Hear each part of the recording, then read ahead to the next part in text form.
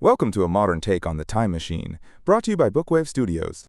We've refreshed the language to feel natural and current, while carefully preserving the soul of H.G. Wells' original masterpiece.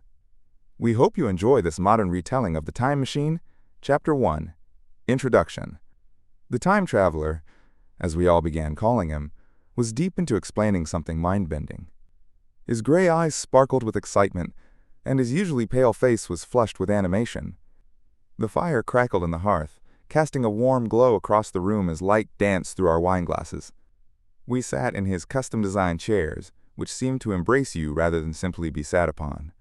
The whole scene had that perfect after-dinner atmosphere when conversation flows freely and nobody's too concerned about precision. "You'll need to follow me carefully," he said, emphasizing points with his thin finger. "I'm about to challenge some ideas that most people take for granted. For instance, the geometry they taught you in school? It's built on a misconception." "That's quite a bold claim to start with," said Philby, a red-headed man who loved to argue. "I'm not asking you to accept anything without good reason," the time traveler replied.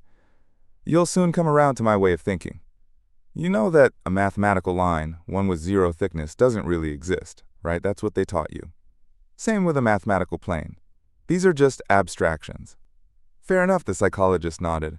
"And a cube, though it has length, width, and height, cannot truly exist in a perfect form either." "Now I disagree," Philby interrupted. "A solid object certainly exists. All real things. That's what most people think," our host said. "But let me ask you this. Can an instantaneous cube exist?" "I don't follow," Philby frowned. "Can something that doesn't last for any time at all, not even a microsecond, be said to truly exist?" Philby went quiet, thinking it through. "Clearly," the time traveler continued, "any real object must extend in 4 directions. It needs length, width, height, and duration. Because of our human limitations, we tend to separate the first 3 dimensions from the 4th, time. But there are actually 4 dimensions, 3 we call space, and a 4th, time. We make an artificial distinction between them only because our consciousness moves along the time dimension in just one direction, from birth until death." "That's actually quite clear," said a very young man who was struggling to light his cigar over the lamp. "It's remarkable that this point is so widely overlooked," our host continued, growing more animated. "This is what people really mean by the 4th dimension, though many who talk about it don't even realize it. It's just another way of looking at time. There's no real difference between time and space, except that our consciousness moves along time in only one direction." "I've never heard it explained this way," the provincial mayor admitted. "Let me put it simply. Mathematicians talk about space having 3 dimensions that we call length, width, and thickness. These can be defined by reference to 3 planes, each at right angles to the others. But some philosophers have asked, why only 3 dimensions? Why not another direction at right angles to all 3? Some have even tried to construct a 4-dimensional geometry. Professor Simon Newcomb recently presented on this at the New York Mathematical Society. You see, on a flat surface with only 2 dimensions, we can represent a 3-dimensional object. Similarly, these mathematicians believe that with 3-dimensional models, they could represent a 4-dimensional object, if they could master the perspective." "I think I see," the mayor said after a pause, his brow furrowed in concentration. "Well, I've been working on this 4-dimensional geometry for some time now," the time traveler continued. "Some of my results are fascinating. For instance, here's a portrait of a man at 8 years old, another at 15, another at 17, another at 23, and so on. These are all essentially slices, 3-dimensional representations of his 4-dimensional existence, which is fixed and unchangeable across time. Scientific people," he went on after letting this sink in, "understand that time is just a kind of space. Look at this weather chart. This line I'm tracing shows the barometer's movement. Yesterday it was high, last night it fell, then this morning it rose again. The mercury didn't move in any of the 3 regular dimensions of space. It moved along the time dimension, which proves time is just another dimension." "But," the medical man objected, staring into the fire, "if time is really just a 4th dimension of space, why has it always been treated as something different? And why can't we move through time as freely as we move through space?" The time traveler smiled. "Are you so sure we move freely in space? We can go left and right, backward and forward easily enough, But what about up and down? Gravity limits us there. Not entirely, the medical man countered. We have balloons. But before balloons, except for jumping or dealing with uneven terrain, humans couldn't move freely in the vertical direction. We could still move a little up and down, the medical man insisted. Yes, but it was much easier to go down than up. And you're saying we can't move at all in time. We can't escape the present moment.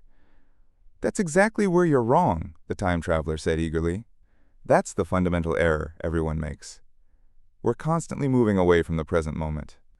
Our minds, which have no physical dimensions, are traveling along the time dimension at a steady pace from cradle to grave. It's like we're traveling downward if we began 50 miles above Earth. But there's a major difference, the psychologist interrupted. You can move in any direction in space, but you can't move around in time. That's the seed of my great discovery, the time traveler exclaimed. You're wrong to say we can't move in time. When I vividly recall something, I go back to when it happened. I become absent-minded, as you call it. I jump back momentarily. We don't have the means to stay in the past for long, just as a primitive human can't hover 6 feet above the ground. But a modern person has the advantage.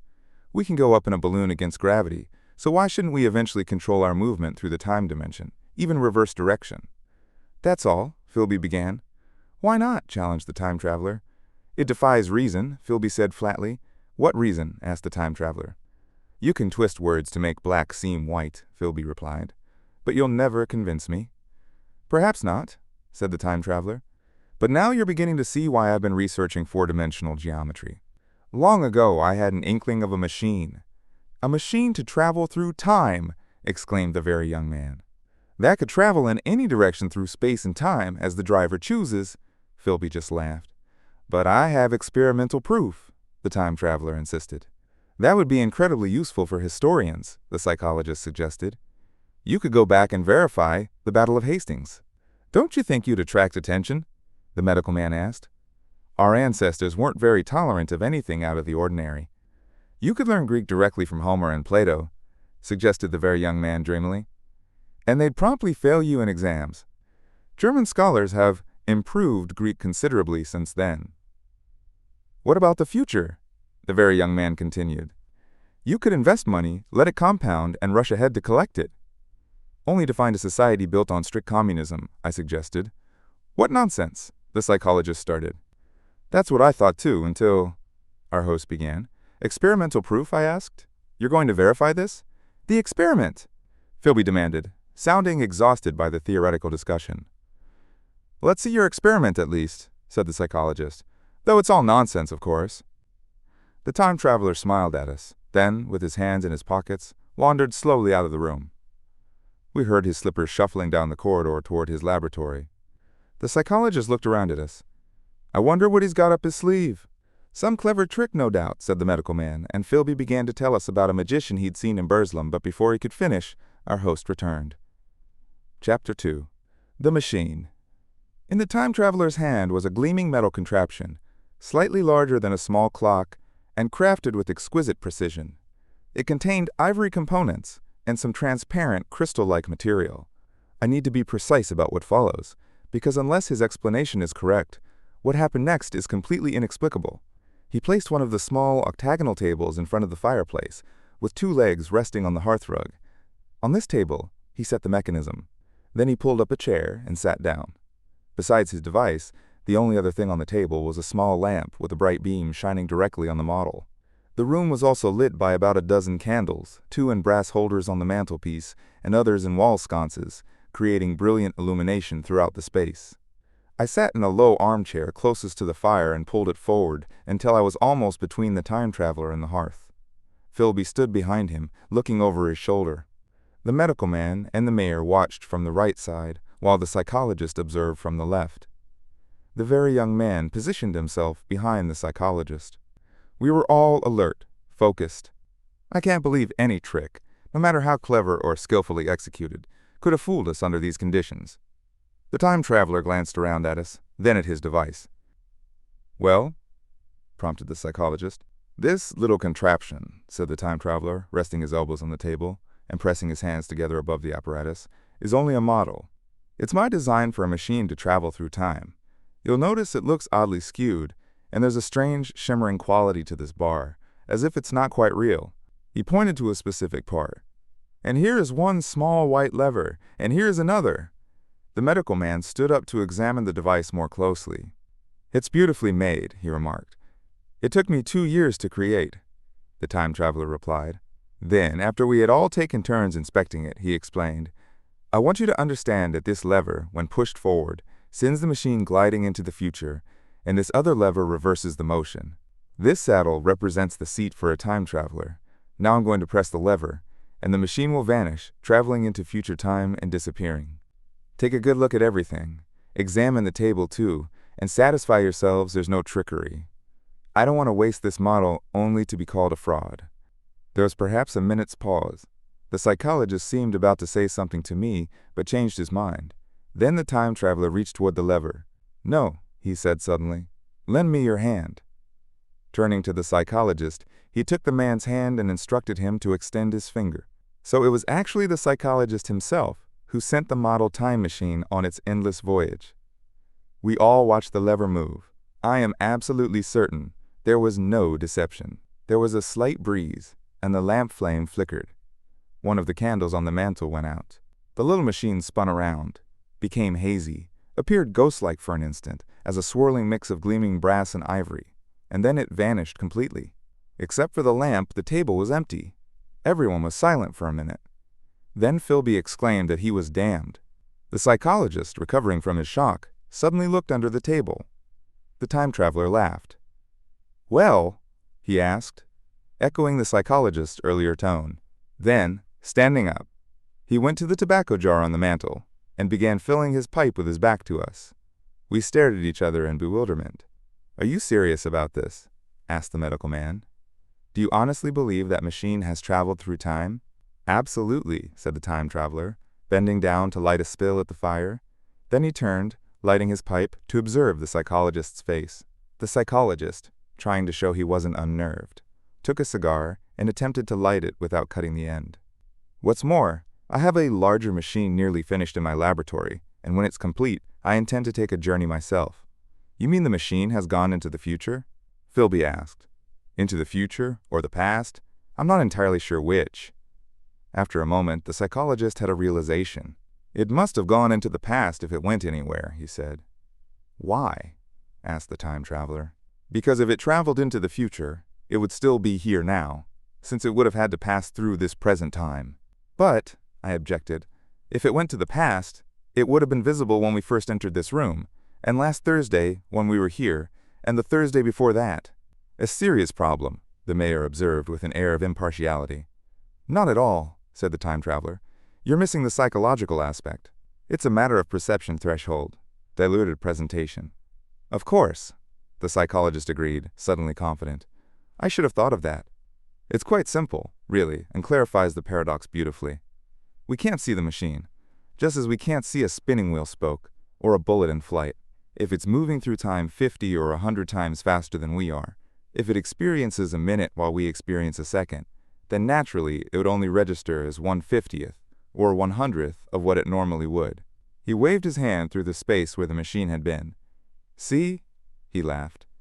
We sat staring at the empty table for a minute before the time traveler asked what we thought. It seems plausible enough tonight, said the medical man. But wait until tomorrow. Let's see what common sense tells us in the morning. Would you like to see the actual time machine? Asked our host. With that, he picked up the lamp and led us down a long, drafty corridor to his laboratory. I vividly remember the flickering light, the strange shadow of his head against the wall, and how we all followed him, puzzled but skeptical.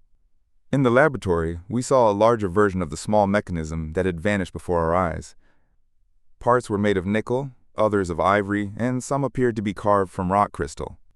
The device was nearly complete, but some twisted crystalline bars lay unfinished on the workbench beside a few drawings. I picked one up for a closer look. It seemed to be made of quartz. Tell me honestly, said the medical man, is this serious, or is it a trick like that ghost you showed us last Christmas? On this machine, said the time traveler, holding the lamp high, I intend to explore time. Is that clear? I've never been more serious in my life. None of us quite knew what to make of it. I caught Philby's eye over the medical man's shoulder, and he gave me a solemn wink. Chapter 3. The Time Traveler Returns. I don't think any of us truly believed in the time machine at that point. The truth is, the time traveler was too clever for his own good. You never felt like you were seeing the whole picture. There was always a sense that behind his straightforward manner lurked some hidden intelligence, some trap waiting to be sprung. If Philby had been the one to demonstrate the model and explain the theory in the time traveler's words, we would have been less doubtful. We would have seen his motives clearly. A butcher could understand Philby, but our host had a touch of whimsy in his personality that made us distrust him. Things that would have made an ordinary man famous seemed like mere tricks in his hands. Being too skillful can be a disadvantage. Serious people who took him seriously were never quite confident in their judgment. Entrusting their reputations to him felt like furnishing a nursery with delicate china. So I don't think any of us talked much about time travel during the week between that Thursday and the next, though its strange possibilities must have crossed all our minds. Its plausibility competing with its practical impossibility, the weird confusion of past and present it suggested. Personally, I was preoccupied with figuring out the trick of the model. I discussed this with the medical man when I met him on Friday at the Linnean Society. He said he'd seen something similar at Tübingen and emphasized the significance of the candle being blown out, but he couldn't explain how the trick worked. The following Thursday, I went again to Richmond. I was probably the time traveler's most regular guest, and arriving late, found 4 or 5 men already gathered in his drawing room. The medical man was standing by the fire with a sheet of paper in one hand and his watch in the other. I looked around for our host. "It's 7:30 now," said the medical man. "I suppose we should start dinner?" "Where's?" I began, naming our host. "You just arrived? It's rather odd. He's been unavoidably detained. He left a note asking me to start dinner at 7 if he's not back. Says he'll explain when he arrives. It seems a shame to let the dinner go cold," said the editor of a prominent daily newspaper, and the doctor rang the bell. The psychologist was the only person besides the doctor and myself who had attended the previous dinner.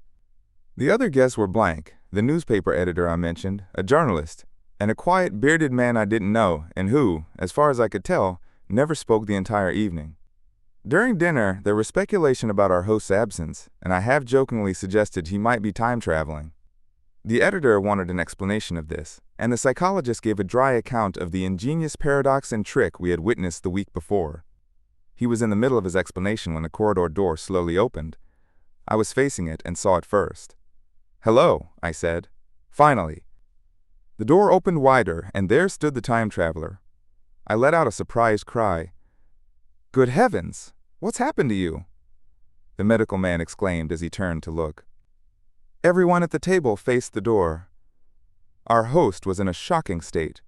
His coat was dusty and dirty, with green stains on the sleeves. His hair was disheveled and seemed grayer, either from dust or because it had actually faded. His face was deathly pale, with a half-healed brown cut on his chin. He looked haggard and worn, as if he'd endured intense suffering. For a moment he stood in the doorway, seemingly dazed by the light. Then he entered the room, limping like someone with badly blistered feet.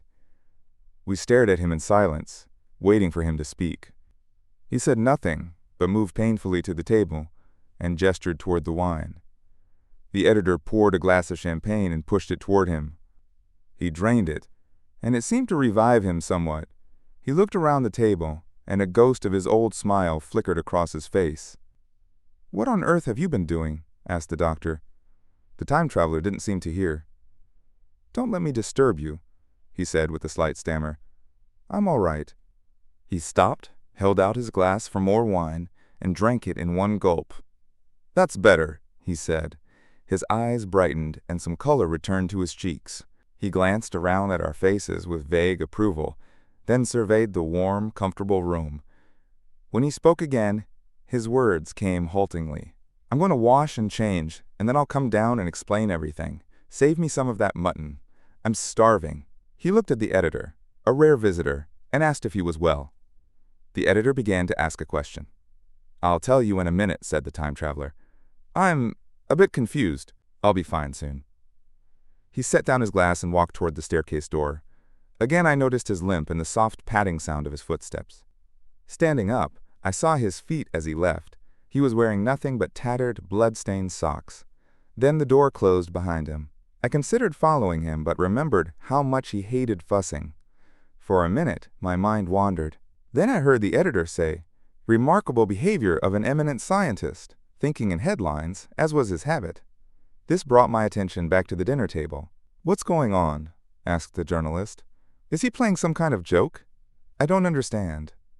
I caught the psychologist's eye and saw my own suspicions reflected there. I thought about the time traveler painfully climbing the stairs, though I don't think anyone else had noticed his limp. The first to recover from the surprise was the medical man, who rang the bell. The time traveler disliked having servants hovering during dinner for a hot plate. At that, the editor returned to his knife and fork with a grunt, and the silent man followed suit. We resumed eating, though our conversation was now punctuated with exclamations and wondering pauses. Eventually, the editor's curiosity got the better of him. "Does our friend supplement his income as a street-crossing sweeper, or is he having one of his Nebuchadnezzar phases?" he inquired. "I'm sure this has to do with the time machine," I said, and recounted what had happened at our previous meeting. The new guests were openly skeptical. The editor raised objections. "What is this time traveling supposed to be? A man can't get covered in dust just by embracing a paradox, can he?" As the idea struck him more fully, he turned to mockery. "Don't they have clothes brushes in the future?" The journalist joined in, both of them being the new breed of medium men, irreverent young fellows full of themselves. "Our special correspondent in the day after tomorrow reports," the journalist was shouting when the time traveler returned. He was now dressed in ordinary evening clothes, and nothing except his haggard appearance revealed the change that had startled me earlier. "I say," said the editor cheerfully, "these chaps claim you've been traveling into next week. Tell us all about little Roseberry, will you? What will you take for the inside scoop?" The time traveler came to his reserved seat without a word. He smiled quietly in his old manner. "Where's my mutton?" he asked. "What a pleasure it is to stick a fork into real meat again." "Story," demanded the editor. "Story be damned," said the time traveler. "I need something to eat first. I won't say a word until I get some protein into my system. Thanks. And pass the salt." "One question," I said. "Have you been time traveling?" "Yes," said the time traveler with his mouth full, nodding. "I'd pay a shilling a line for a verbatim account," said the editor. The time traveler pushed his glass toward the silent man and tapped it with his fingernail. The silent man, who had been staring at him, jumped and poured him some wine. The rest of the dinner was awkward. Questions kept rising to my lips, and I imagine it was the same for everyone else. The journalist tried to break the tension with anecdotes about Hetty Potter. The time traveler focused entirely on his food, eating ravenously. The medical man smoked and watched him closely. The silent man seemed even more uncomfortable than usual and drank champagne steadily, as if to calm his nerves. Finally, the time traveler pushed his plate away and looked around. "I suppose I should apologize," he said. "I was absolutely famished. I've had the most incredible experience." He reached for a cigar and cut the end. "But let's move to the smoking room. This is too long a story to tell over dirty dishes." Ringing the bell as he passed, he led us into the adjoining room. "You've told blank, dash, and chose about the machine?" he asked me, leaning back in his easy chair and naming the 3 new guests. "But the whole thing's just a paradox," the editor insisted. "I can't argue tonight. I'll tell you what happened, if you like, but no interruptions. I need to tell this story badly. Most of it will sound like lies, but every word is true. I was in my laboratory at 4 o'clock, and since then, I've lived 8 days, such days as no human being has ever experienced. I'm nearly worn out, but I won't sleep until I've shared this with you. Then I'll go to bed, but no interruptions. Agreed?"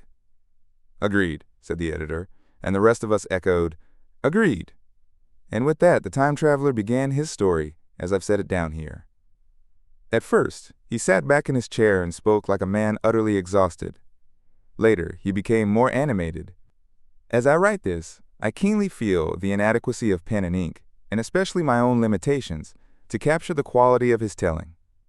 You may read attentively enough, but you cannot see his sincere, pale face in the circle of lamplight, or hear the inflections in his voice. You cannot know how his expressions matched the turns of his extraordinary tale. Most of us listeners were in shadow, since the candles in the smoking room hadn't been lit, and only the journalist's face and the silent man's legs from the knees down were illuminated. At first, we glanced occasionally at each other, but after a while, we stopped doing that and focused entirely on the time traveler's face. Chapter 4. Time Traveling. Last Thursday, I explained the principles of the time machine to some of you and showed you the unfinished device itself. There it is now, a bit travel-worn. One of the ivory bars is cracked and a brass rail is bent, but otherwise it's in good condition. I had expected to finish it on Friday, but when the assembly was nearly complete, I discovered that one of the nickel bars was exactly an inch too short and had to be remade. The machine wasn't completed until this morning. At 10 o'clock today, the first time machine in history began its journey. I gave it a final check, retightened all the screws, added one more drop of oil to the quartz rod, and settled into the saddle. I imagine I felt like someone holding a pistol to their head, wondering what would happen next. I took the starting lever in one hand and the stopping lever in the other, pressed the first and then almost immediately the second. I felt dizzy, like I was falling through a nightmare, and looking around, I saw the laboratory exactly as it had been before. Had anything happened? For a moment, I thought my mind was playing tricks on me. Then I noticed the clock. A minute earlier, it had shown just after 10. Now it was nearly 3:30. I took a deep breath, gritted my teeth, gripped the starting lever with both hands, and shoved off with a thud. The laboratory grew hazy and dark. Mrs. Watchett, my housekeeper, came in and walked right past me, seemingly without seeing me, toward the garden door. To her, it probably took about a minute to cross the room, but to me, she shot across like a rocket. I pushed the lever to its maximum position. Night fell like someone turning out a lamp, and in another moment, it was tomorrow. The laboratory faded further, becoming dimmer and less substantial. Tomorrow night came, then day again, night again, day again, faster and faster. A strange humming filled my ears, and a peculiar confusion descended on my mind. I can't properly describe the sensations of time travel. They're extremely unpleasant. It feels exactly like being on a roller coaster, that helpless headlong motion. I felt the same horrible anticipation of an imminent crash. As I accelerated, night followed day like the flapping of a black wing. The laboratory seemed to dissolve around me, and I saw the sun leaping across the sky, each jump marking a day. I assumed the laboratory had been demolished, and I'd emerged into open air. I vaguely noticed what seemed like scaffolding, but I was moving too quickly to register any detailed movement. The slowest snail would have raced past me too quickly to see. The alternating darkness and light hurt my eyes terribly. In the brief periods of darkness, I saw the moon spinning rapidly through its phases and caught glimpses of whirling stars. Soon, as I continued accelerating, day and night blended into a continuous grayness. The sky took on a wonderful, deep blue color, like early twilight. The jerking sun became a streak of fire, a brilliant arch across space. The moon appeared as a fainter, fluctuating band, and I could only occasionally see the stars as brighter circles flickering in the blue. The landscape became misty and vague. I was still on the hillside where my house stands, and I could see the gray outline of the hill rising above me. I watched trees growing and changing like puffs of vapor, first brown, then green, as they sprouted, spread their branches, trembled, and vanished. Massive buildings rose up hazily, like dreams, only to disappear again. The entire surface of the earth seemed to transform, melting and flowing beneath me. The dials that showed my speed spun faster and faster. I noticed the sun's path swinging up and down, from solstice to solstice, in less than a minute, meaning I was traveling at over a year per minute. Minute by minute, white snow flashed across the world before vanishing, followed by the bright, brief green of spring. The unpleasant sensations of starting to time travel began to fade, eventually turning into a kind of hysterical exhilaration. I did notice the machine swaying oddly, but my mind was too confused to worry about it. With a sort of madness growing inside me, I hurled myself into the future. At first, I barely thought about stopping. I was too captivated by these new sensations. But gradually, new impressions formed in my mind. Curiosity mingled with dread, until they completely possessed me. What strange evolution of humanity, what amazing advances beyond our primitive civilization might appear when I finally slowed down enough to see this blurred, fluctuating world clearly. I glimpsed enormous, splendid buildings rising around me, more massive than anything in our time, yet seemingly built of glimmering mist. I saw richer greenery flow up the hillside and remain there without any winter interruption. Even through my confusion, the earth looked extraordinarily beautiful, and so I began thinking about stopping. The real danger lay in potentially materializing inside some solid object, occupying the same space as me or the machine. While traveling at high speed through time, this wasn't much of a problem. I was essentially insubstantial, like vapor slipping through the spaces between atoms. But stopping meant my molecules would have to integrate perfectly with whatever environment I entered. Any obstacle in my way could cause a violent chemical reaction, possibly a massive explosion, blasting me and my machine out of existence. This possibility had occurred to me while building the machine, but I'd cheerfully accepted it as an unavoidable risk. Now that the risk was imminent, I no longer felt so cheerful. The absolute strangeness of everything, the nauseating motion of the machine, and especially the sensation of endless falling had completely unnerved me. I told myself I could never stop, then, in a fit of impatience, decided to stop immediately. Like a fool, I yanked the lever, and instantly, the machine tipped over, sending me flying through the air. I heard what sounded like thunder in my ears.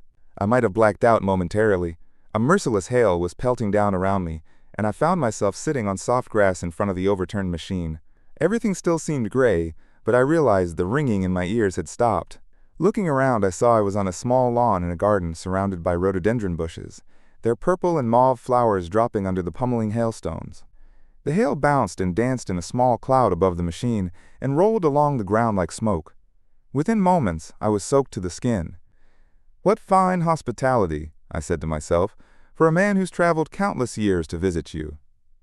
Soon I thought how foolish I was to get wet needlessly. I stood up and looked around. A massive white figure, apparently carved from stone, loomed indistinctly beyond the rhododendrons through the hazy downpour. Everything else was invisible. It's hard to describe how I felt. As the hail thinned, I could see the white figure more clearly. It was enormous. A silver birch tree barely reached its shoulder. It was made of white marble and shaped like a sphinx with wings, but instead of the wings being vertical along its sides, they were spread out as if it were hovering. The pedestal appeared to be bronze, thick with green patina. Its face was turned toward me. Its blank eyes seemed to watch me, and there was a faint hint of a smile on its lips. It was significantly weathered, giving it an unpleasant, diseased appearance. I stood staring at it for perhaps half a minute or half an hour. Time felt strange. The hail drove past it in thicker and thinner curtains, making it seem to advance and recede. Finally, I tore my eyes away and noticed the hail had thinned considerably, and the sky was brightening with the promise of sunshine.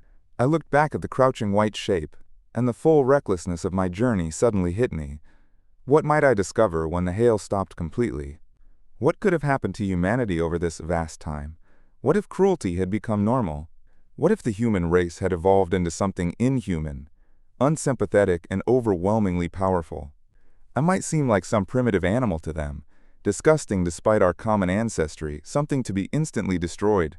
I already glimpsed other massive structures, huge buildings with intricate parapets and tall columns, and wooded hillsides becoming visible through the lessening storm. Panic seized me. I turned frantically to the time machine and struggled to right it. As I did so, the sun broke through the storm. The gray curtain of rain was swept aside and vanished like a ghost's trailing garments. Above me, in the intense blue of a summer sky, a few brown wisps of cloud disappeared into nothing. The grand buildings around me stood out clearly, glistening with rain and dotted with white piles of unmelted hail. I felt exposed in this strange world, like a bird in open air sensing a hawk circling above. My fear grew into frenzy. I took a deep breath, gritted my teeth, and again wrestled fiercely with the machine. It gave way under my desperate efforts and flipped over, striking my chin hard. With one hand on the saddle and the other on the lever, I stood panting, ready to remount. But as I prepared to retreat, my courage returned. I looked more curiously and less fearfully at this world of the distant future. In a circular opening high in the wall of the nearest building, I saw a group of figures wearing rich, flowing robes. They had spotted me and were looking in my direction. Then I heard voices approaching. Coming through the bushes near the white Sphinx were the heads and shoulders of running figures. One emerged onto the path leading directly to the lawn where I stood with my machine.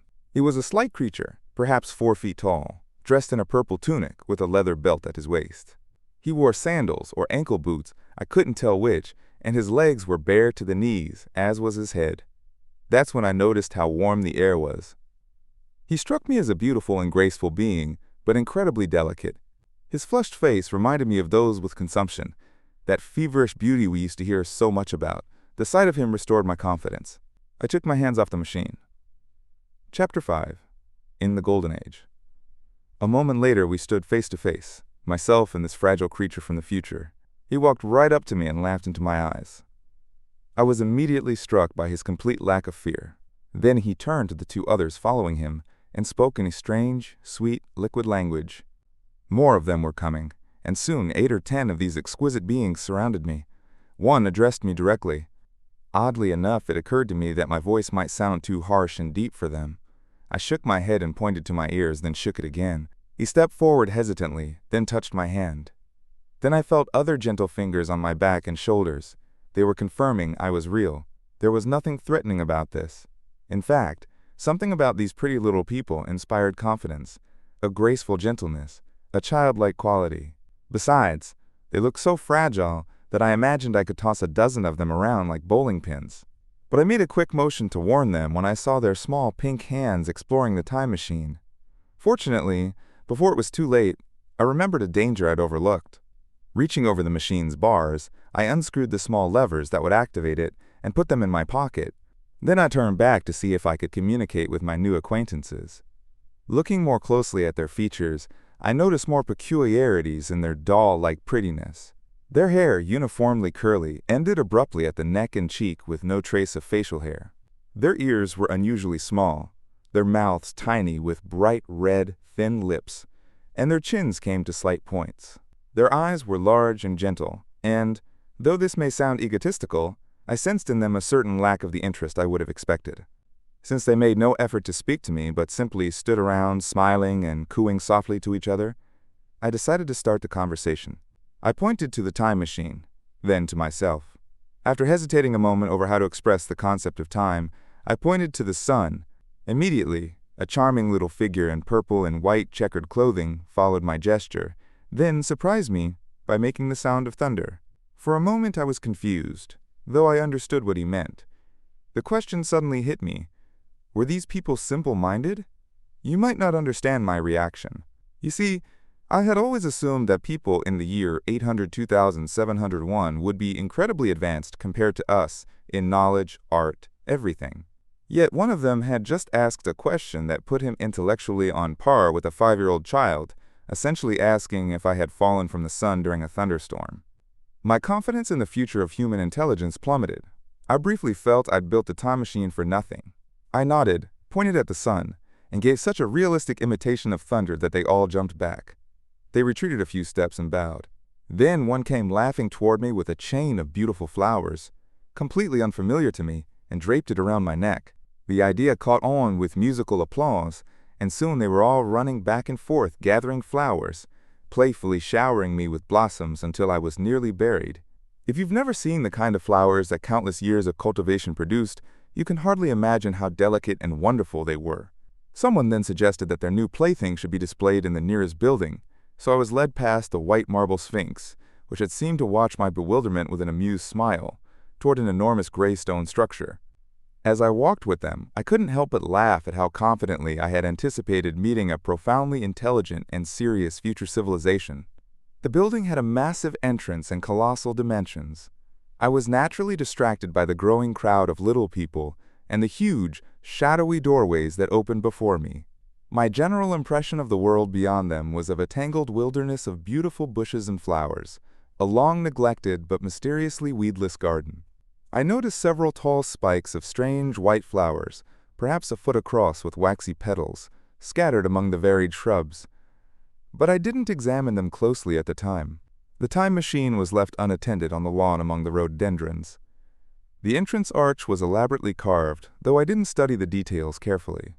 I thought I glimpsed elements of ancient Phoenician design as I passed through, but they were badly damaged by weather and time. Several more brightly dressed people greeted me at the doorway, and so we entered. Me in my shabby 19th century clothes, looking ridiculous, covered in flower garlands, surrounded by a swirling mass of soft-colored robes and gleaming limbs amid musical laughter and cheerful chatter. The huge doorway led to an equally enormous hall with brown walls. The ceiling was in shadow, and the windows, partly stained glass and partly open, admitted a soft light. The floor consisted of massive blocks of some extremely hard white metal, not plates or slabs, but solid blocks, worn into deep channels along the most traveled paths, evidently from centuries of use. Crossing the hall were countless tables made of polished stone slabs, raised about a foot from the floor, covered with piles of fruit. Some I recognized as oversized raspberries and oranges, but most were unfamiliar. Between the tables were many cushions. My guides seated themselves on these, motioning for me to do the same. They immediately began eating the fruit with their hands, tossing the peels and stems into round openings in the table sides. I gladly followed their example, as I was thirsty and hungry. While eating, I studied the hall more carefully. What struck me most was how dilapidated everything looked. The stained glass windows, which featured only geometric patterns, were broken in many places, and the curtains hanging across the far end were thick with dust.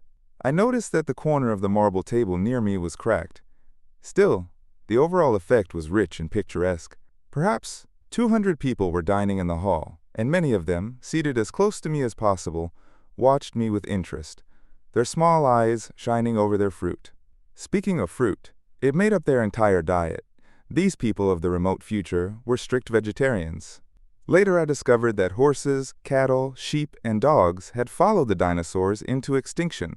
The fruits were delicious, especially one that seemed to be in season the whole time I was there, a flowery thing in a three-sided husk that became my staple food. At first, I was puzzled by all these strange fruits and flowers, but eventually I began to understand their significance.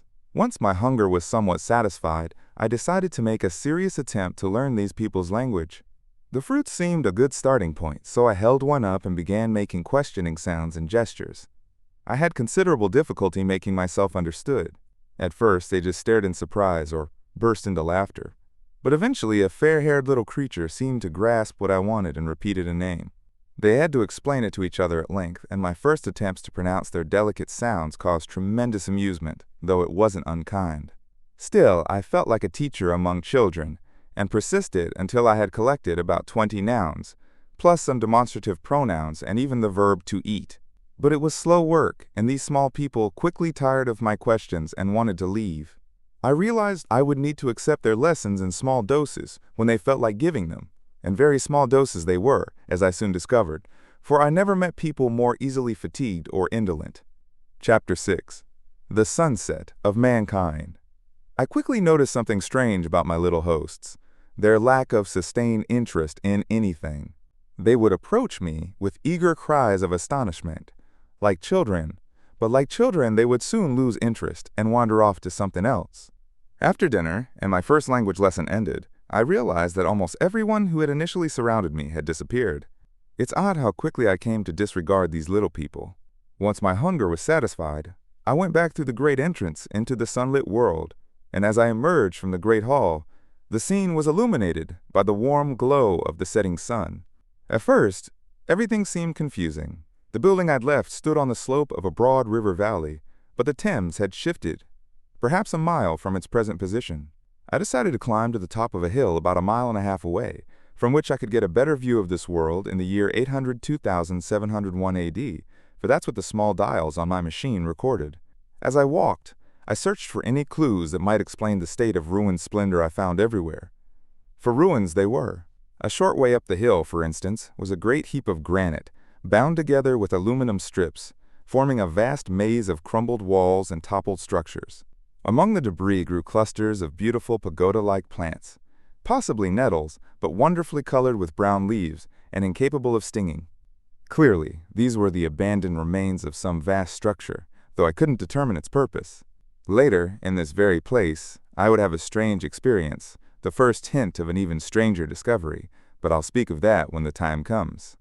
Looking around from a terrace where I paused to rest, I suddenly realized there were no small houses anywhere. Apparently, single-family homes, and possibly even the concept of the household, had vanished. Here and there among the greenery stood palace-like buildings, but the house and cottage that so characterize our English landscape had disappeared completely. Communism, I said to myself. Then another thought struck me. I looked at the half-dozen little figures following me and suddenly noticed they all wore identical clothing and had the same soft, hairless faces and rounded limbs. It may seem strange that I hadn't observed this earlier, but everything was so unusual. Now I saw it plainly. In clothing and in all the physical differences that distinguish the sexes in our time, these people were identical. The children appeared to be simply miniature versions of the adults. I concluded that the children of this era must be physically precocious, and later experience confirmed this. Seeing how easily and securely these people lived, I realized this similarity between the sexes made sense. The strength of men and the softness of women, the institution of the family, and specialized occupations are necessary only in an age where physical strength matters.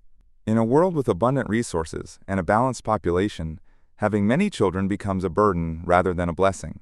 Where violence is rare and offspring are safe, there's less need for strong family units, and the specialized roles of the sexes disappear. We see the beginnings of this even in our own time, and in this future age, it was complete. This was my theory at the time. Later, I would learn how far it fell short of reality. As I pondered these things, my attention was drawn to a pretty little structure resembling a well under a dome.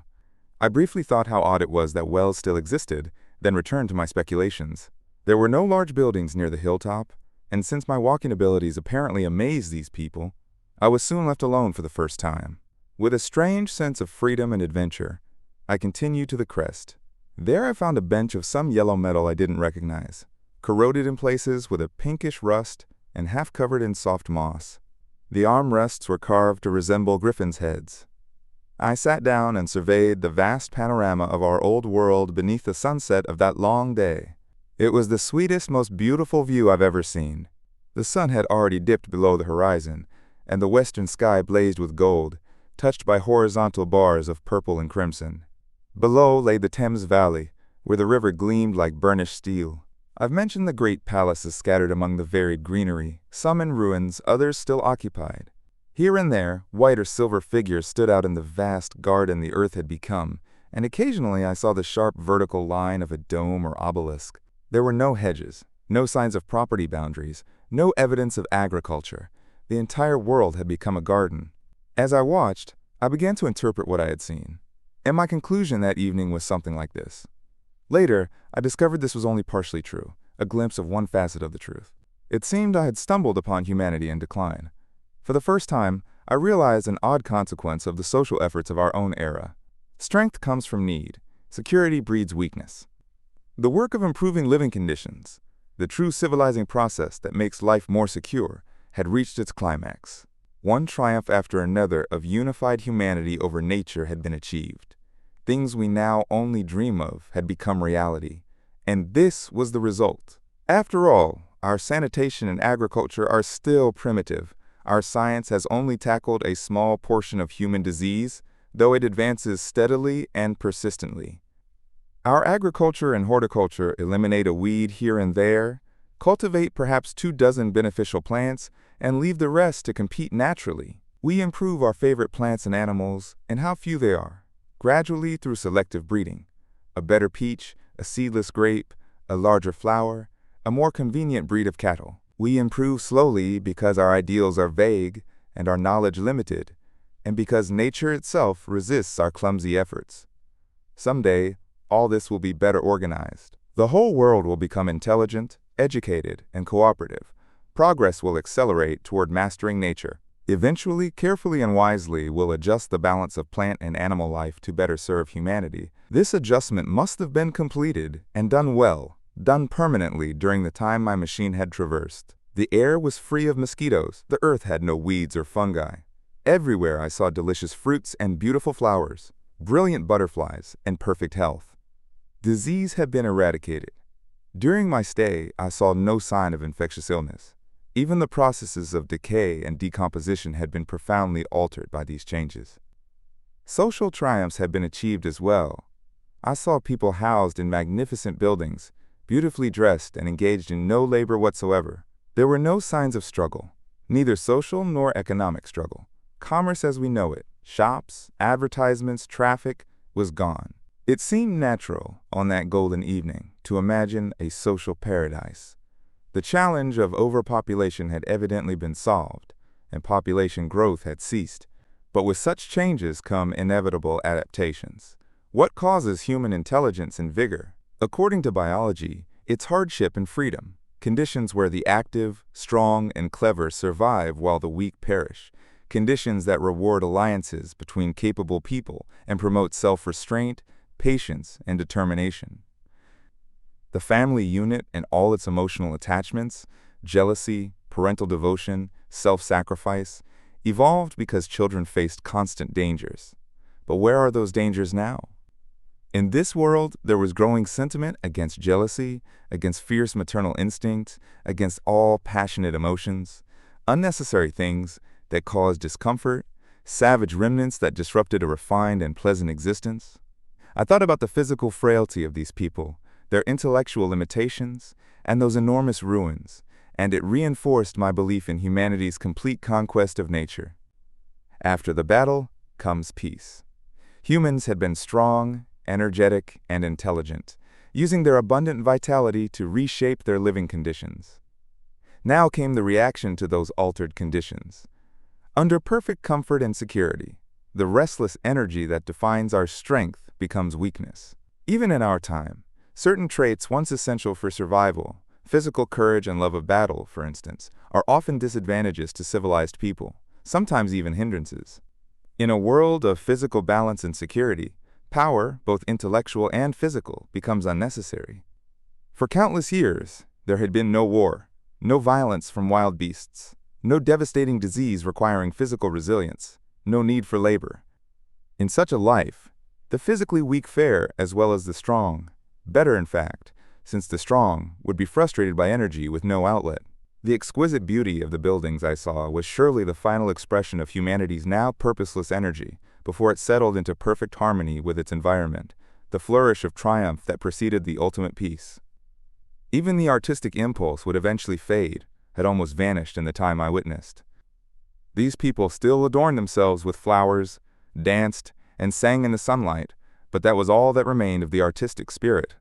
Even this would eventually yield to a contented inactivity. We are kept sharp by the grindstone of pain and necessity, and it seemed that here, at last, that hateful grindstone had broken. Standing there in the gathering darkness, I believed I had solved the problem of this world, uncovered the secret of these delightful people. Perhaps their population controls had worked too well, and their numbers had decreased rather than remained stable, explaining the abandoned ruins. My explanation seemed simple and plausible enough, as most incorrect theories do. Chapter 7. A Sudden Shock. As I stood there contemplating humanity's too-perfect triumph, the full moon, yellow and swollen, rose from a flood of silver light in the northeast. The bright little figures below ceased their activity. A silent owl glided past, and I shivered in the night air. I decided to descend and find somewhere to sleep. I looked for the building I'd visited earlier. Then my eyes moved to the white Sphinx on its bronze pedestal, growing more visible as the moonlight strengthened. I could see the silver birch tree beside it, the rhododendron bushes black in the pale light, and the little lawn. I glanced at the lawn again, and a strange doubt chilled my complacency. No, I told myself firmly, that wasn't the lawn. But it was. The white, leprous face of the Sphinx was turned toward it. Can you imagine what I felt as this realization hit me? You cannot. The time machine was gone. Instantly, like a physical blow, I felt the possibility of losing my connection to my own time, of being stranded helplessly in this strange, future world. The mere thought created actual physical sensations. My throat tightened, and I couldn't breathe. A moment later, I was consumed by fear and found myself running with great bounding strides down the slope. Once I fell headlong and cut my face, but I didn't stop to attend to the bleeding. I jumped up and ran on, feeling warm blood trickling down my cheek and chin. All the while, I kept telling myself, they've just moved it a little, hidden it under the bushes. But I knew, with the certainty that sometimes accompanies extreme dread, that this reassurance was foolish, that the machine had been taken beyond my reach. I was gasping for breath. I must have covered the entire distance from the hilltop to the little lawn, about 2 miles, in 10 minutes. And I'm not a young man. As I ran, I cursed myself for the overconfident foolishness of leaving the machine unattended. I shouted aloud, but no one answered. Not a single creature seemed to be moving in that moonlit world. When I reached the lawn, my worst fears were confirmed. Not a trace of the machine remained. I felt weak and cold as I faced the empty space among the dark bushes. I ran frantically around the area, as if the thing might be hidden in a corner, then stopped abruptly, clutching my hair in despair. Above me towered the Sphinx on its bronze pedestal, white and gleaming in the moonlight. It seemed to smile mockingly at my distress. I might have consoled myself by thinking the little people had stored the machine safely for me, if I hadn't felt certain of their physical and intellectual limitations. That's what truly dismayed me, the sense of some unknown power that had intervened to take my invention. Yet on one point I felt confident. Unless some other time period had produced an exact duplicate, the machine couldn't have moved through time. The arrangement of the levers, I'll explain the mechanism later, prevented tampering in that way once they were removed. It had been moved, but only in space. But where? I think I must have been nearly hysterical. I remember running wildly among the moonlit bushes around the Sphinx, startling some white animal that I mistook for a small deer in the dim light. That night, I beat the bushes with my fists until my knuckles were bloody from broken twigs. Then, sobbing and raving with anguish, I went down to the great stone building. The hall was dark, silent, and deserted. I slipped on the uneven floor and fell over one of the malachite tables, nearly breaking my shin. I lit a match and continued past the dusty curtains I mentioned earlier. There I found a second great hall filled with cushions, where perhaps 20 of the little people were sleeping. I have no doubt they found my second appearance strange, bursting out of the quiet darkness with unintelligible cries and the flare of a match. They'd evidently forgotten about matches. "Where is my time machine?" I began shouting like an angry child, grabbing them and shaking them. It must have seemed bizarre to them. Some laughed, but most looked terrified. When I saw them gathering around me, I realized I was doing the most foolish thing possible under the circumstances by trying to revive their sense of fear, which I suspected they had forgotten. Abruptly, I dropped the match and, knocking one of them over, stumbled back across the big dining hall into the moonlight. I heard cries of terror and the sound of little feet running and tripping in all directions. I don't recall everything I did as the moon climbed higher. I must have seemed like a madman. I felt hopelessly cut off from my own kind, a strange animal in an unknown world. I raved to and fro, screaming and cursing at fate. I remember the exhaustion that crept over me as the long night of despair wore on, of searching impossible places, of encountering strange creatures in dark shadows. Finally, I lay on the ground near the Sphinx, weeping in absolute misery, my anger at leaving the machine unguarded having drained away with my strength. I had nothing left but grief. Then I slept, and when I woke, it was full daylight, and a pair of sparrows were hopping around me within arm's reach. I sat up in the fresh morning, trying to remember how I'd gotten there and why I felt such profound despair.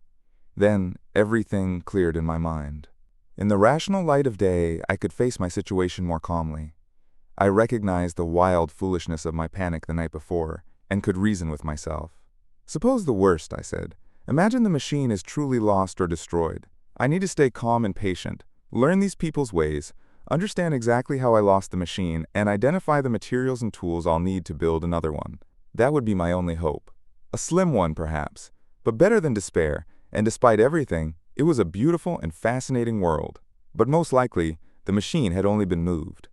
I needed to be calm and patient, find its hiding place, and recover it by force or cunning. With that thought, I got to my feet and looked around, wondering where I could bathe. I felt tired, stiff, and filthy. The morning's freshness made me crave the same for myself.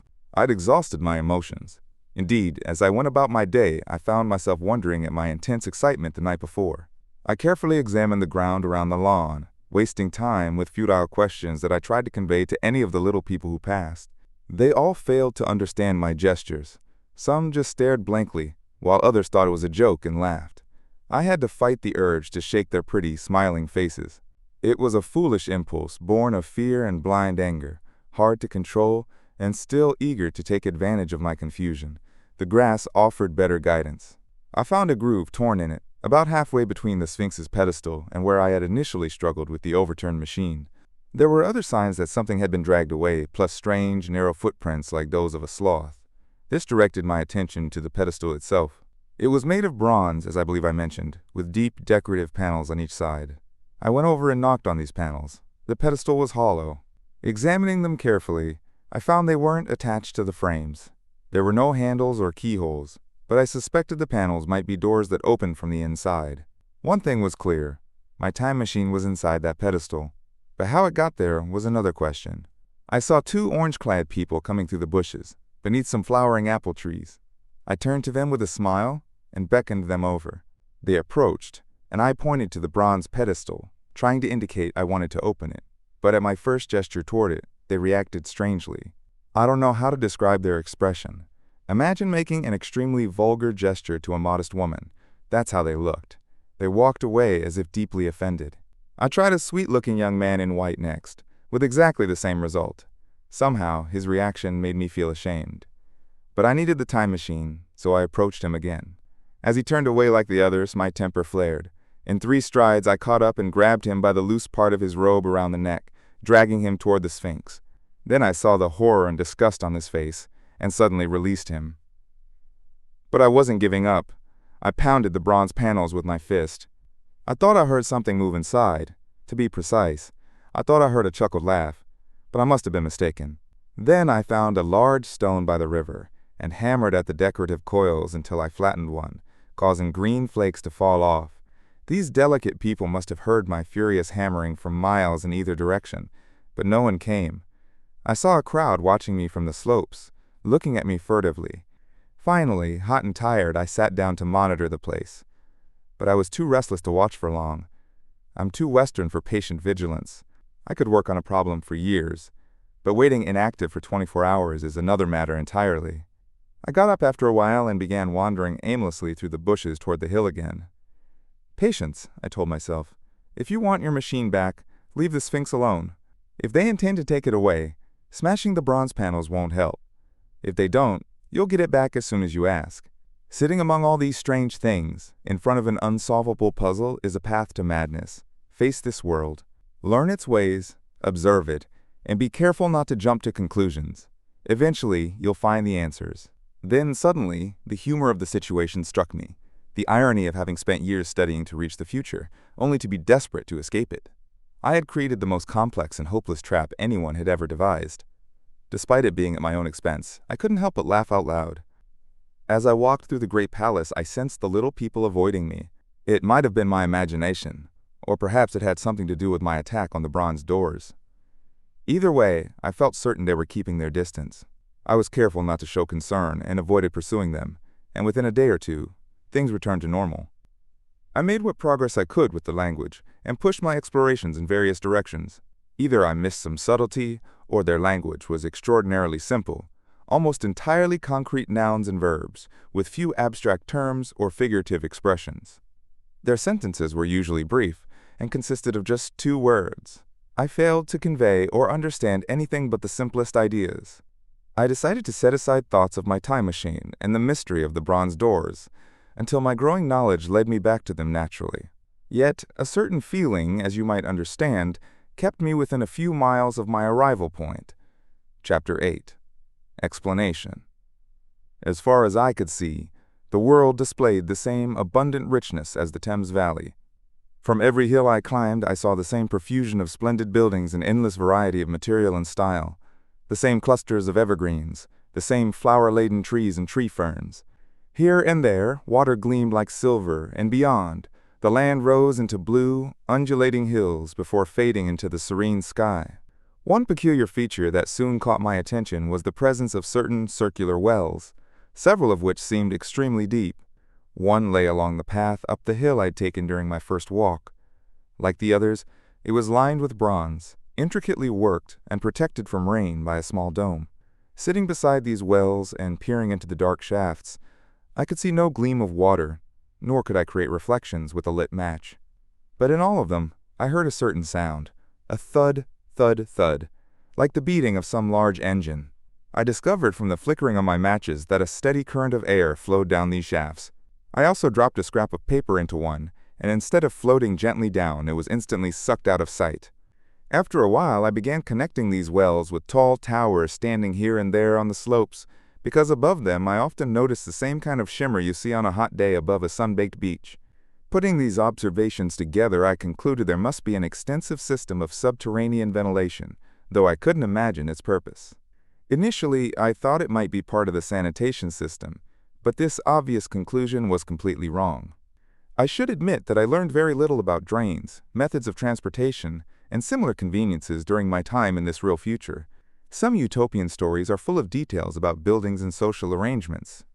But while such details are easy to include when the entire world exists in one's imagination, they're much harder for a real traveler to discover. Imagine the account of London a visitor from Central Africa might give to his tribe. What would he know of railway companies, social movements, telephone and telegraph wires, package delivery services, or postal orders? Yet we would gladly explain these things to him.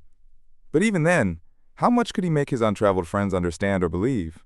Consider how small the gap is between a 19th century African and a white man of our time. Yet how vast the distance between myself and these people of the Golden Age. I was aware of many things that contributed to my comfort, but beyond a general impression of automated organization, I can tell you very little about how their society functioned.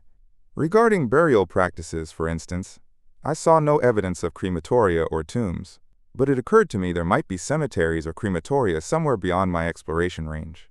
This raised another question I deliberately considered, only to be completely stumped. There seemed to be no elderly or infirm people among this population. I must confess that my initial theories about an automated civilization and a decadent humanity didn't last long. Yet, I couldn't think of any better explanation. Let me explain my difficulties. The various palaces I explored were merely living spaces, large dining halls and sleeping quarters. I found no machinery or appliances of any kind. Yet these people wore pleasant fabrics that surely needed replacement occasionally, and their sandals, though undecorated, were fairly complex metalwork. Somehow, these things had to be manufactured. But these people showed no creative impulses whatsoever. There were no shops, no workshops, no signs of imports. They spent all their time playing gently, bathing in the river, engaging in half-playful courtship, eating fruit and sleeping. I couldn't see how anything got done. Then there was the mystery of the time machine. Something had taken it into the hollow pedestal of the white Sphinx. Why? For the life of me, I couldn't imagine. Those waterless wells and flickering pillars also puzzled me. I felt I was missing something crucial. Imagine finding an inscription with sentences in perfect English, interspersed with words and letters completely unknown to you. That's how the world of 802,701 AD presented itself to me on the third day of my visit. That same day, I also made a friend of sorts. While watching some little people bathing in a shallow area, one of them developed a cramp and began drifting downstream. The current was swift but not too strong for even a moderate swimmer. This will give you an idea of these creatures' strange deficiencies when I tell you that none of them made the slightest attempt to rescue the weakly crying child who was drowning before their eyes. When I realized this, I quickly removed my clothes, waded in downstream, caught the poor creature, and brought her safely to shore. A little rubbing of her limbs soon revived her, and I had the satisfaction of seeing she was all right before I left. I had such a low opinion of her kind by then that I didn't expect any gratitude. In that, however, I was wrong. This happened in the morning. That afternoon, as I was returning to my central location from an exploration, I encountered my little woman, as I believe it was the same one, and she greeted me with cries of delight, presenting me with a large garland of flowers clearly made especially for me. The gesture touched me deeply. I was feeling rather lonely, and I did my best to show my appreciation of her gift. We soon sat together in a small stone alcove, communicating mostly through smiles. Her friendliness affected me the way a child's might. We exchanged flowers, and she kissed my hands. I did the same to hers. Then I tried to talk and learned her name was Weena, which somehow seemed appropriate despite not knowing what it meant. That was the beginning of an odd friendship that lasted a week and ended, as I'll explain later. She was exactly like a child. She wanted to be with me constantly and tried to follow me everywhere. On my next excursion, it broke my heart to see her tire and have to leave her behind, exhausted and calling after me plaintively. But I had to solve the mysteries of this world. I told myself I hadn't come to the future for a miniature romance. Yet her distress when I left was profound, her protests sometimes frantic, and overall, I think she caused me as much trouble as comfort. Nevertheless, she was a great solace to me. I thought it was mere childish affection that made her cling to me. Until it was too late. I didn't realize what I was doing to her when I left her alone. Nor did I understand, until too late, what she meant to me. The way this little doll-like creature seemed fond of me, and showed she cared in her weak, futile way, eventually made returning to the area near the White Sphinx feel almost like coming home. I would watch for her tiny white and gold figure as soon as I came over the hill. From her, I also learned that fear hadn't yet vanished from the world. She was fearless in daylight and had strange confidence in me. Once, when I made threatening faces at her as a joke, she simply laughed. But she dreaded darkness, shadows, and black things. Darkness terrified her with a singularly powerful emotion. It made me think and observe more carefully. I discovered that these little people gathered into the great houses after dark and slept in groups. To enter their dwellings without a light would cause panic. I never found one outdoors or sleeping alone indoors after dark. Yet I was still so obtuse that I missed the lesson of this fear, and despite Weena's distress, I insisted on sleeping away from these sleeping multitudes. It troubled her greatly, but in the end her odd affection for me won out, and for 5 nights of our acquaintance, including the last night of all, she slept with her head resting on my arm. But my story wanders as I think of her. The night before I rescued her, I woke near dawn, having dreamed unpleasantly of drowning in sea anemones, touching my face with their soft appendages.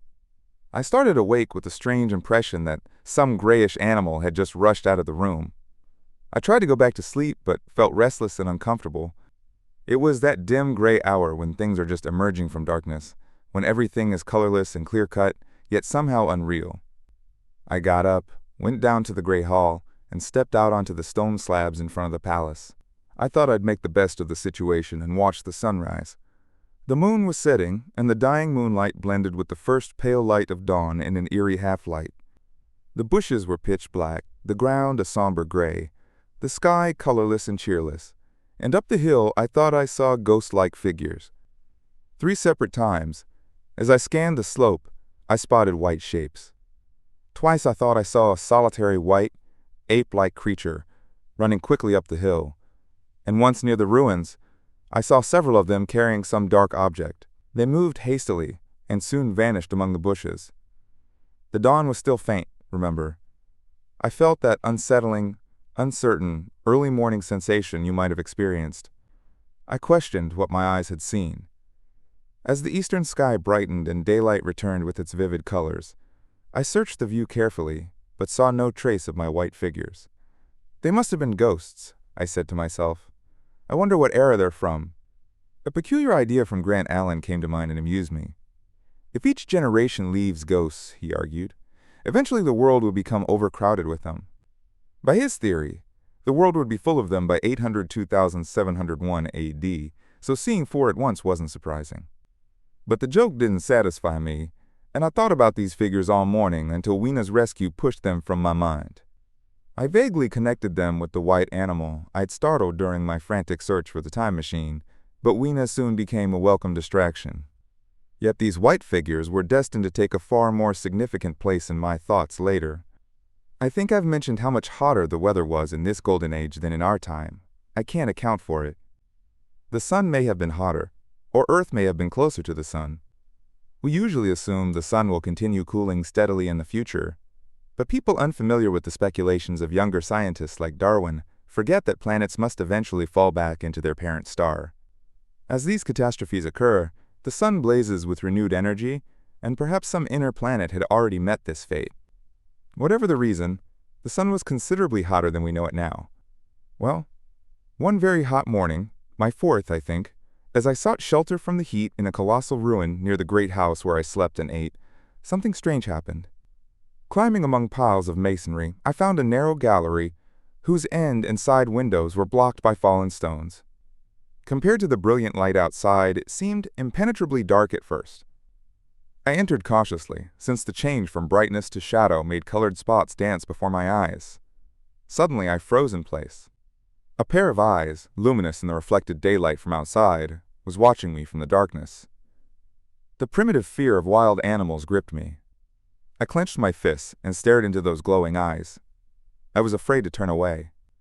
Then I remembered the apparent security in which humanity now lived, and the strange terror of darkness I'd observed. Overcoming my fear somewhat, I stepped forward and spoke. I admit my voice was harsh and shaky. I reached out and touched something soft. Immediately the eyes darted to the side and something white ran past me. I spun around, heart pounding, and saw a strange little ape-like figure, its head held low in an odd manner. running across the sunlit space behind me. It collided with a granite block, staggered sideways, and in a moment was hidden in another pile of ruins. My impression of it is imperfect, but I know it was a dull white creature with large, grayish-red eyes and flaxen hair on its head and back. But as I said, it moved too quickly for me to see clearly. I can't even say whether it ran on all fours or just held its arms very low. After a moment's pause, I followed it into the second heap of ruins, but couldn't find it at first. After some time in the profound darkness, I came across one of those round, well-like openings I've mentioned, half blocked by a fallen pillar. A sudden thought struck me. Could this creature have gone down the shaft? I lit a match and, looking down, saw a small, white, moving figure with large, bright eyes staring back at me as it retreated. It made me shudder. It was so much like a human spider. It was climbing down the wall, and now I noticed for the first time a series of metal foot and handholds forming a kind of ladder down the shaft. The match burned my fingers and fell from my hand, going out as it dropped. When I lit another, the little monster had vanished. I don't know how long I sat peering down that well. It took me some time to convince myself that what I had seen was human. Gradually, the truth dawned on me. Man had not remained a single species, but had differentiated into two distinct animals. My graceful children of the upper world were not the sole descendants of our generation. This bleached, obscene, nocturnal creature that had flashed before me was also heir to all the ages. I thought of the flickering pillars and my theory of underground ventilation. I began to understand their true purpose. And what role, I wondered, did this lemur-like creature play in my vision of a perfectly balanced society? How did it relate to the indolent serenity of the beautiful surface dwellers, and what was hidden below, at the bottom of that shaft? I sat on the edge of the well, telling myself there was nothing to fear, that I must descend to find answers to my questions. Yet I was absolutely terrified to go. As I hesitated, two of the beautiful upper-world people came running playfully across the sunlight into the shadow. The male chased the female, throwing flowers at her as he ran. They seemed distressed to find me with my arm against the overturned pillar, peering down the well. Apparently, drawing attention to these openings was considered bad form. When I pointed to the well and tried to ask about it in their language, they became even more visibly uncomfortable and turned away. But they were fascinated by my matches, so I struck some to entertain them. I tried again to ask about the well, but again failed. So I eventually left them, intending to find Weena and see what I could learn from her. But my mind was already in turmoil, with my guesses and impressions shifting toward a new understanding. I now had a clue to the significance of the wells, the ventilation towers, the mystery of the ghosts, not to mention a hint about the bronze gates and the fate of the time machine.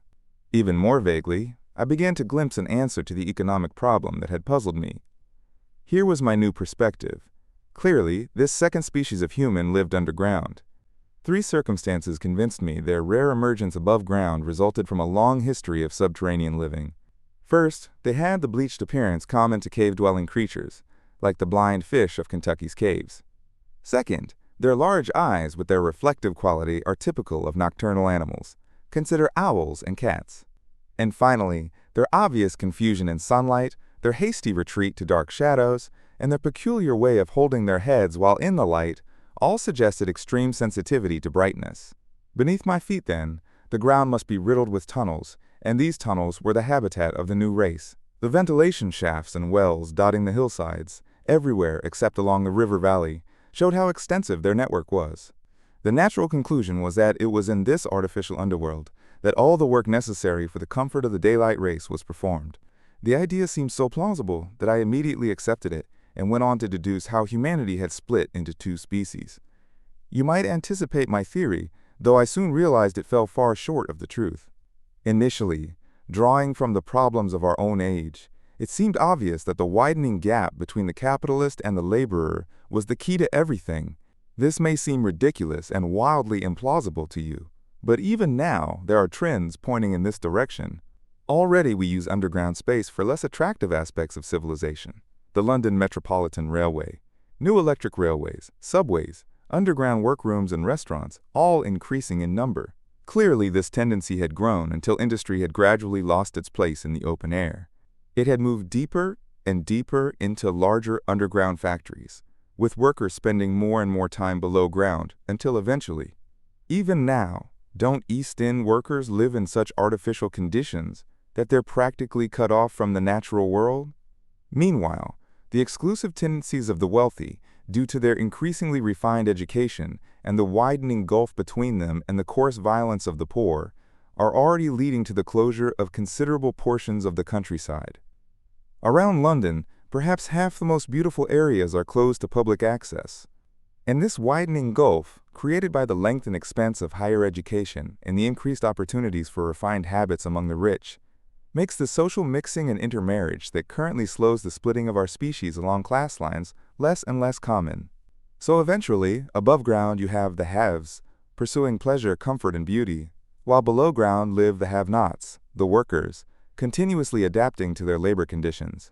Once established underground, they would undoubtedly pay rent for ventilation, and if they refused, they would suffocate or starve. Those who were unhappy and rebellious would die out, and eventually, the survivors would become well adapted to underground life, as content in their way as the upper world people were in theirs. The refined beauty and the pale, bleached appearance would follow naturally. The great triumph of humanity I had dreamed of took a different shape in my mind. It wasn't the triumph of moral education and cooperation I had imagined, but rather a real aristocracy armed with perfected science, taking the industrial system of today to its logical conclusion. Its triumph wasn't simply over nature, but over both nature and fellow humans. I should warn you this was just my theory at the time. I had no helpful guide like those in utopian books. My explanation may be completely wrong, but I still think it's the most plausible one. Yet even with this theory, the balanced civilization that was eventually achieved must have long since passed its peak and fallen into decay. The excessive security of the surface dwellers had led to a slow degeneration, a general decrease in size, strength, and intelligence. What had happened to the underground people, I didn't yet know, but from what I'd seen of the Morlocks, that, by the way, was what these creatures were called. I suspected their transformation was even more profound than that of the Eloi, the beautiful race I already knew. Then, troubling doubts arose. Why had the Morlocks taken my time machine? I was certain they had, and if the Eloi were the masters, why couldn't they make the Morlocks return it? And why were they so terrified of the dark? I tried to question Weena about this underworld, but here again was disappointed. At first, she didn't understand my questions, and when I pressed her, she simply refused to answer. She trembled, as though the topic was unbearable. When I insisted, perhaps a bit too harshly, she burst into tears, the only tears besides my own that I ever saw in that golden age. When I saw them, I immediately stopped asking about the Morlocks and focused only on comforting her and erasing these signs of her human heritage. Soon she was smiling and clapping her hands while I solemnly lit a match for her amusement. Chapter 9. The Morlocks. It took me 2 days to work up the courage to follow that obvious clue. I felt a strange revulsion toward those pale, sickly bodies. They were the color of preserved specimens you'd see floating in jars at a natural history museum, and they felt unnaturally cold to touch. Looking back, I think my disgust was partly influenced by the Eloi, whose fear of the Morlocks I was beginning to understand. I didn't sleep well the next night. My health seemed slightly off, and I felt a vague but intense fear without any clear reason. I remember sneaking into the great hall where the little Elois slept in the moonlight, Weena among them, and feeling somewhat reassured by their presence. Even then, I realized that in a few days the moon would enter its last quarter, making the nights darker. Those underground creatures, those bleached, lemur-like beings, would likely venture out more often in the deeper darkness. Throughout those days, I had the restless feeling of someone avoiding an inevitable task. I knew I had to brave the underground to recover my time machine, but I couldn't face it alone. If only I'd had a companion. I felt terribly isolated, and never quite safe from behind. This unease pushed me to explore farther afield. Heading southwest toward what would have been Coomwood in my time, I spotted a massive green structure in the distance, toward what would have been 19th century Banstead. It was larger than any building I'd seen so far, with an oriental appearance. Its facade had the luster and pale blue-green tint of Chinese porcelain. This different appearance suggested a different purpose, and I was eager to investigate. But daylight was fading, and I'd already walked a considerable distance, so I decided to save the adventure for tomorrow. I returned to Weena, who welcomed me with her usual affection. By morning, I realized my curiosity about the Palace of Green Porcelain was partly self-deception, just another excuse to postpone my dreaded descent underground. I resolved to delay no longer, and set out toward a well near some granite and aluminum ruins. Little Weena came with me, dancing at my side. When she saw me lean over the well's opening, she became visibly upset. "Goodbye, little Weena," I said, kissing her before setting her down to search for climbing hooks along the parapet. I moved hastily, afraid my courage might desert me. At first, she watched in confusion. Then she let out a pitiful cry and pulled at me with her tiny hands. Her opposition actually strengthened my resolve. I shook her off, perhaps too roughly, and in the next moment I was climbing down the well's throat. Looking up, I saw her anguished face peering over the edge.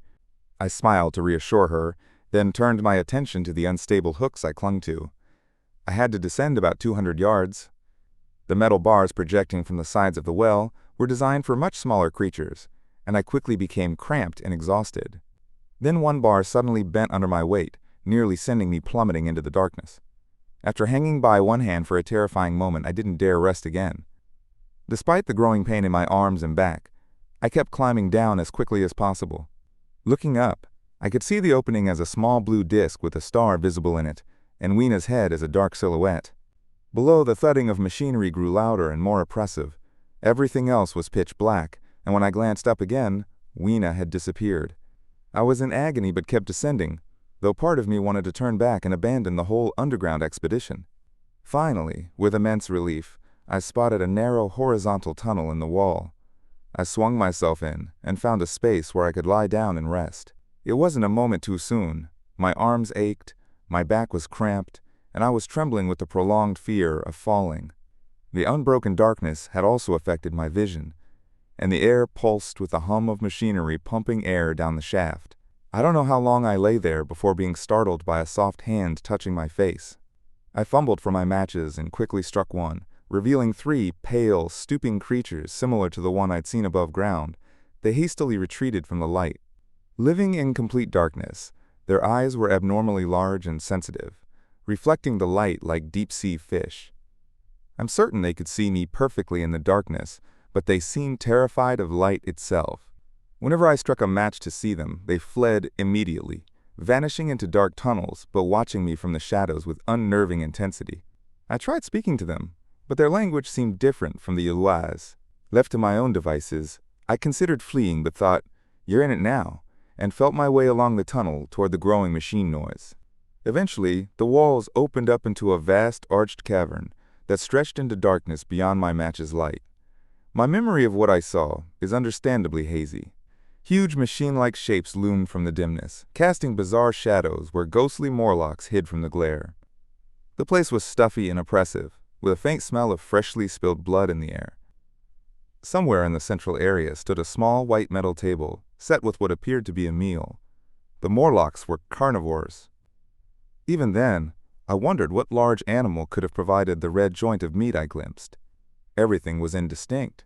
The heavy smell, the looming shapes, the obscene figures lurking in the shadows, just waiting for darkness to return.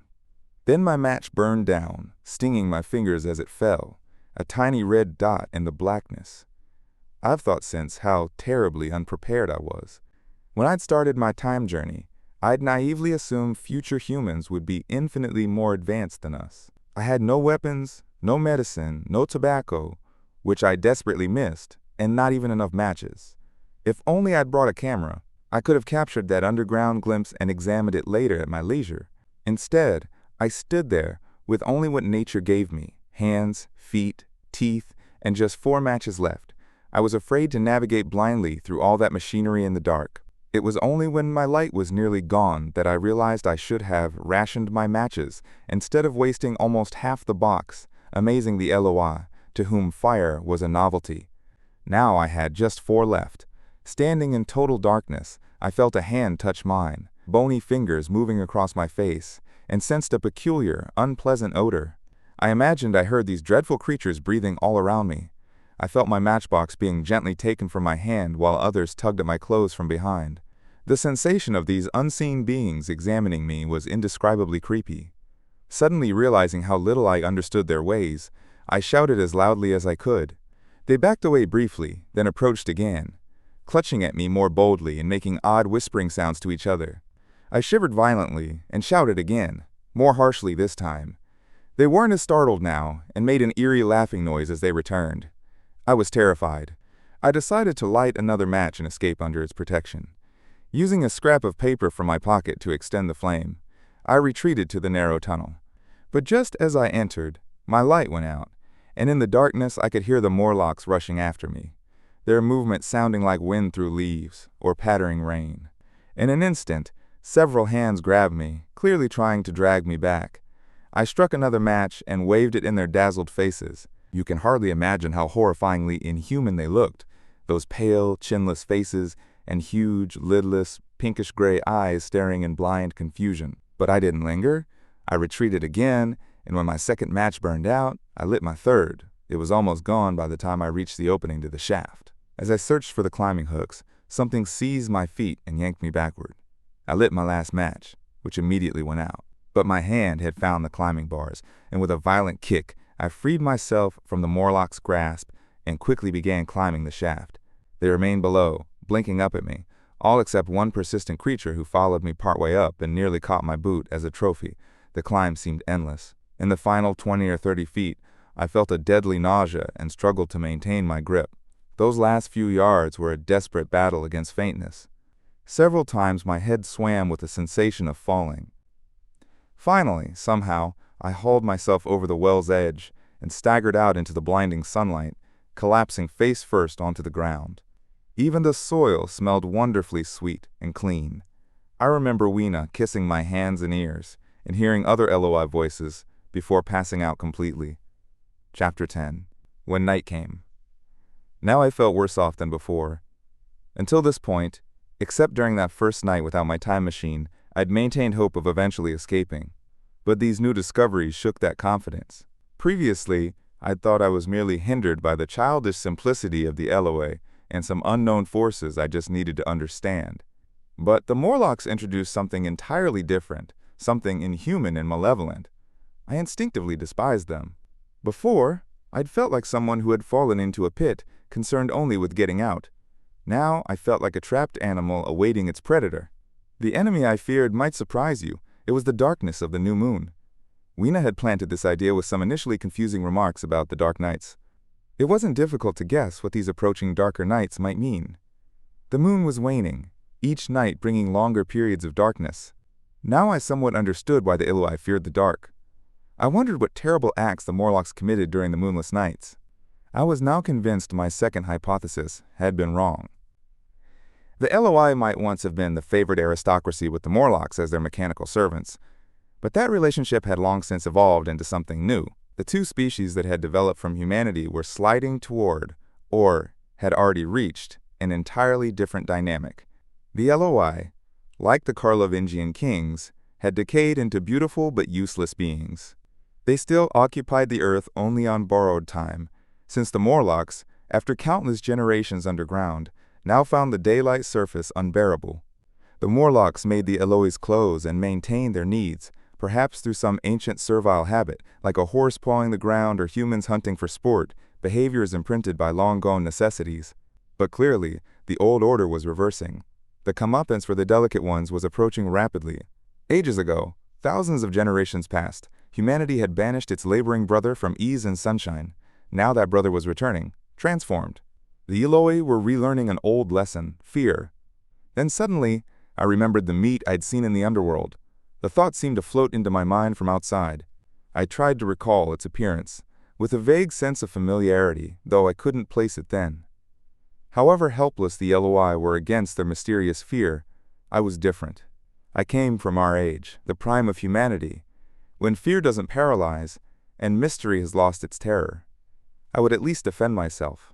Without delay, I decided to make weapons and find a secure place to sleep. With that safe base, I could face this strange world with some of the confidence I'd lost, upon realizing what creatures I was exposed to each night. I knew I couldn't sleep again until my bed was safe from them. I shuddered to think how they must have examined me already. That afternoon I wandered along the Thames Valley, but found nothing suitably inaccessible. All the buildings and trees seemed easily climbable for creatures as nimble as the Morlocks. Then I remembered the tall spires of the Palace of Green Porcelain. That evening, carrying Weena on my shoulder, I headed southwest toward the hills. I had estimated the distance at 7 or 8 miles, but it must have been closer to 18. I'd first seen it on a misty afternoon when distances appeared deceptively shorter. Additionally, one of my shoes was coming apart. They were comfortable old indoor shoes, making me limp. The sun had long set by the time the palace came into view, a black silhouette against the pale yellow sky. Weena was delighted when I first carried her, but after a while she wanted to walk alongside me, occasionally darting off to pick flowers that she stuck in my pockets. My pockets had always fascinated her, and she eventually decided they were an eccentric type of vase for floral decoration. At least, that's how she used them. And that reminds me, the time traveler paused, reached into his pocket, and silently placed 2 withered flowers, resembling large white mallows, on the table. Then he continued his story. As evening descended and we climbed the hill toward Wimbledon, Weena grew tired and wanted to return to the gray stone house. Instead, I pointed out the distant spires of the Palace of Green Porcelain, trying to make her understand we were seeking refuge there from her fear. You know that profound stillness that comes before dusk? Even the breeze stops in the trees. For me, there's always a sense of anticipation in that evening calm. That night, the anticipation took on the color of my fears. The sky was clear and empty except for a few horizontal bands low in the sunset. In that deepening twilight, my senses seemed unnaturally sharp. I imagined I could feel the hollowness of the ground beneath my feet, almost see through it to the Morlocks scurrying around their anthill, waiting for darkness. In my agitation, I thought they would consider my invasion of their burrows a declaration of war. And why had they taken my time machine? We continued quietly as twilight deepened into night. The clear blue distance faded as stars emerged one by one. The ground grew dim and the trees turned black. Weena's fears and fatigue increased. I picked her up, talked to her, and comforted her. As darkness grew deeper, she wrapped her arms around my neck, pressed her face against my shoulder, and closed her eyes tightly. We descended a long slope into a valley where I nearly walked into a small river. After wading across, I climbed the opposite bank, passing sleeping houses and a headless statue, a faun or something similar. There were acacia trees here too.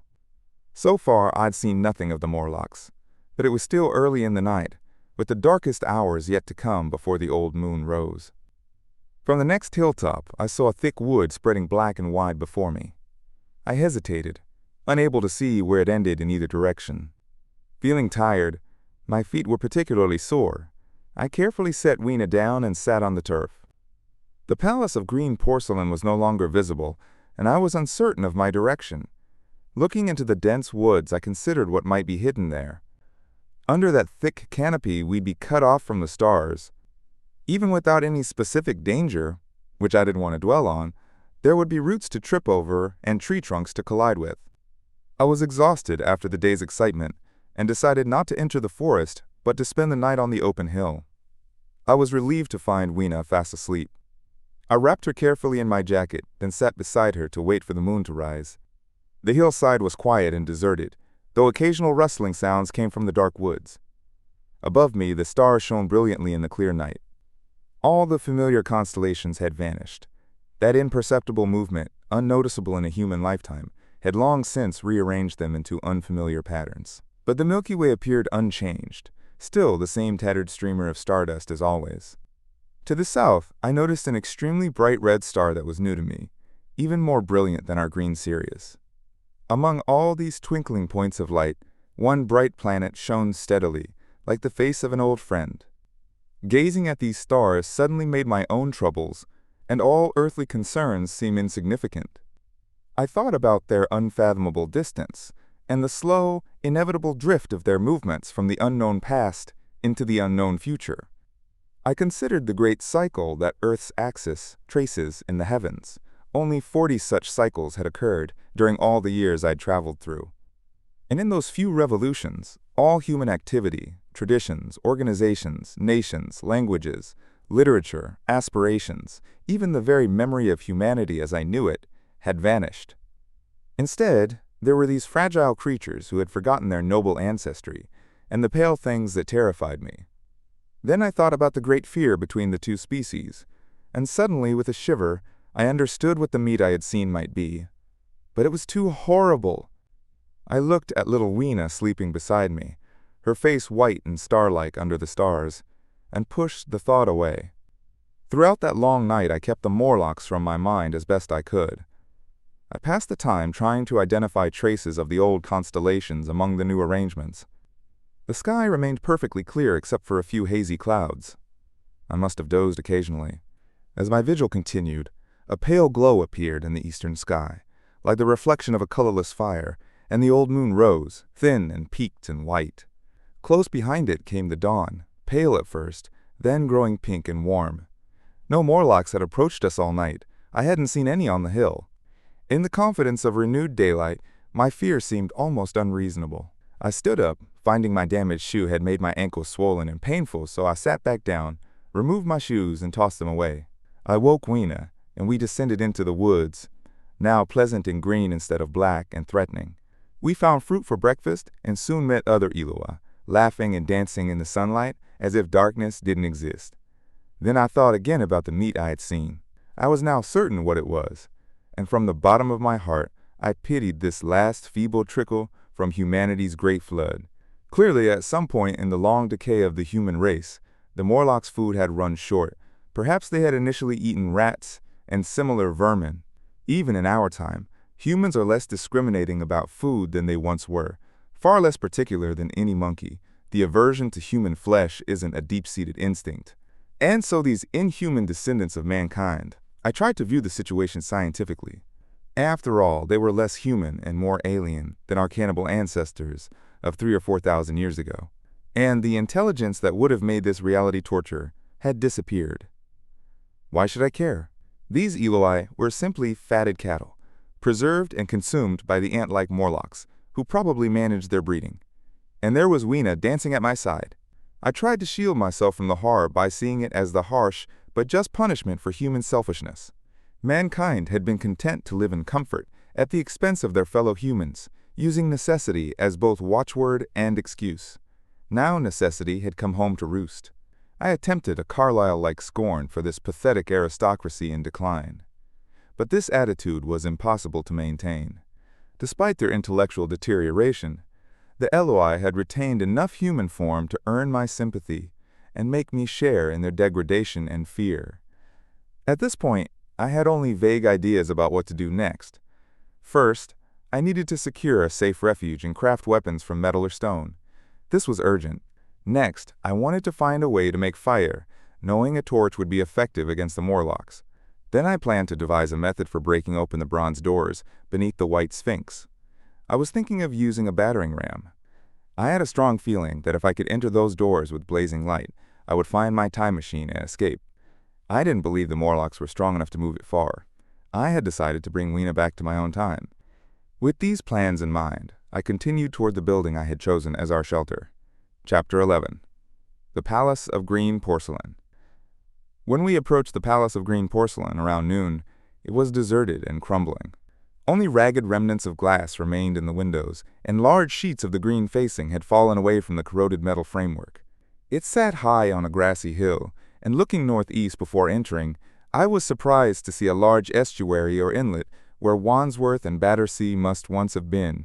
I briefly wondered what might have happened to marine life, though I never pursued that thought further.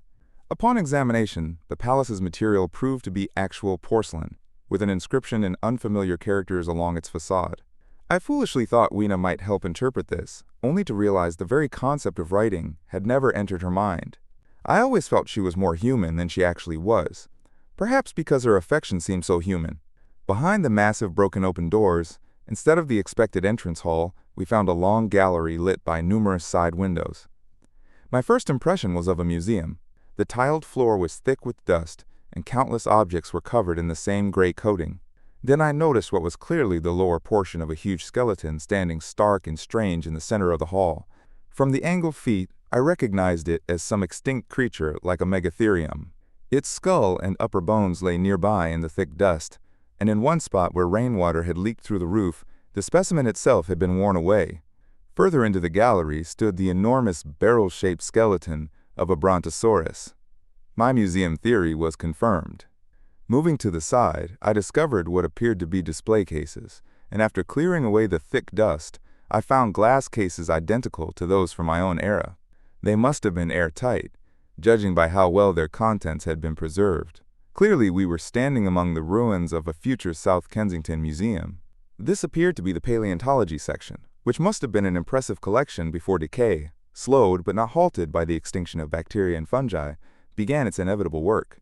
Here and there I found evidence of the Eloi, who had broken rare fossils into pieces or strung them on reeds. Some display cases had been completely removed, likely by the Morlocks. The place was eerily silent, with our footsteps muffled by the thick dust. Weena, who had been rolling a sea urchin fossil down the sloped glass of a display case, came to my side and quietly took my hand as I stood looking around. At first, I was so fascinated by this ancient monument to an intellectual age that I barely considered its practical possibilities. Even my concern about the time machine temporarily faded.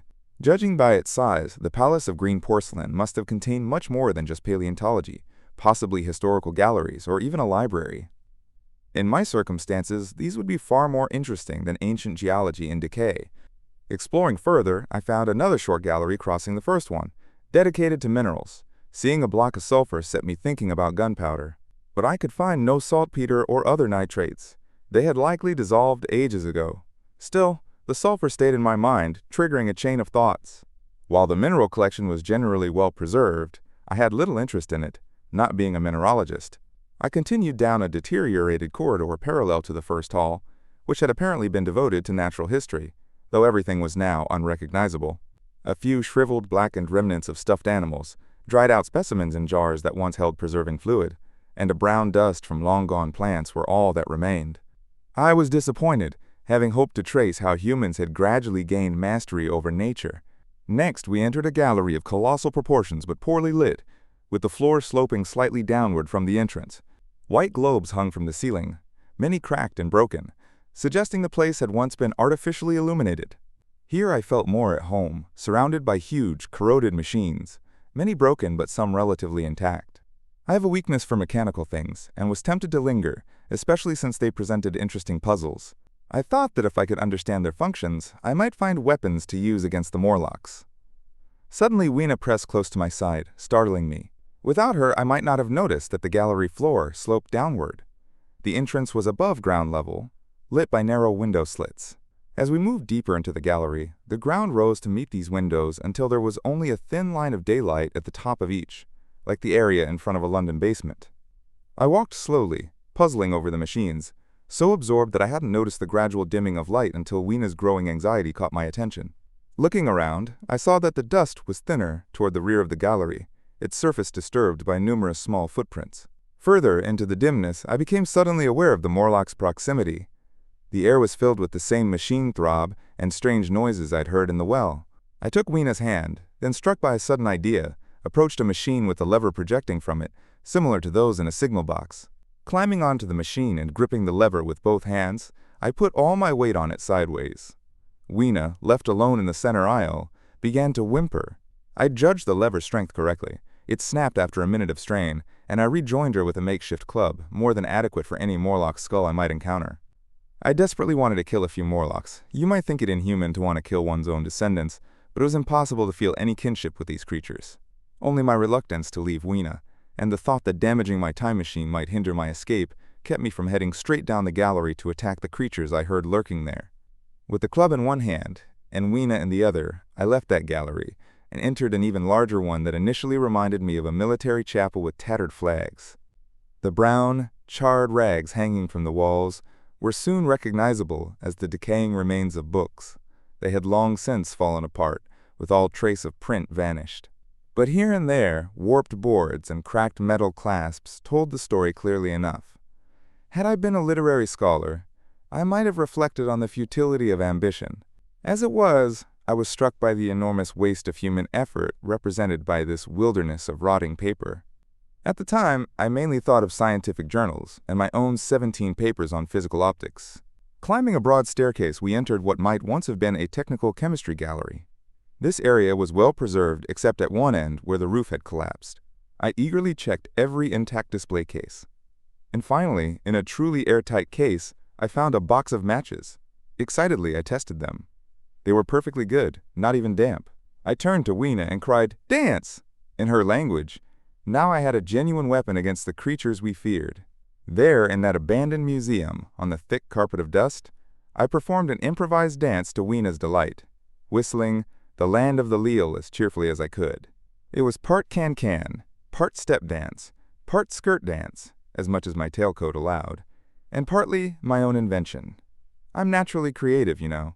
I still think it remarkable that this box of matches had survived countless ages. Fortunate for me, but strange. Even more improbable was my discovery of camphor in a sealed jar that had somehow remained truly airtight. I initially thought it was paraffin wax and broke the glass. The unmistakable camphor smell surprised me. Amid universal decay, this volatile substance had survived perhaps thousands of centuries. It reminded me of a sepia drawing made from the ink of a fossilized belemnite that must have died millions of years ago. I nearly discarded it before remembering that camphor is flammable and burns with a bright flame, essentially an excellent candle, so I pocketed it. I found no explosives or means of breaking down the bronze doors, though. My iron crowbar remained my most useful tool, but I left the gallery greatly encouraged. I can't recall all my explorations in proper order. I remember a long gallery of rusting weapons, where I debated between keeping my crowbar or taking a hatchet or sword. Unable to carry both, I chose the iron bar as most effective against the bronze gates. There were numerous guns, pistols, and rifles.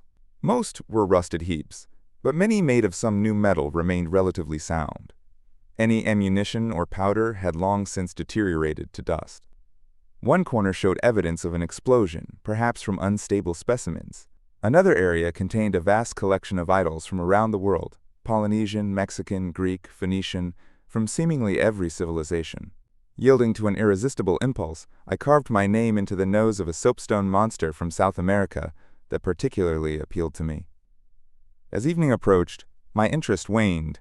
I passed through gallery after gallery, dusty, silent, often ruined, with exhibits ranging from mere rust and lignite to relatively well-preserved items. In one place, I stumbled upon a tin mine model, and by sheer accident, discovered 2 dynamite cartridges in an airtight case. I shouted, "Eureka!"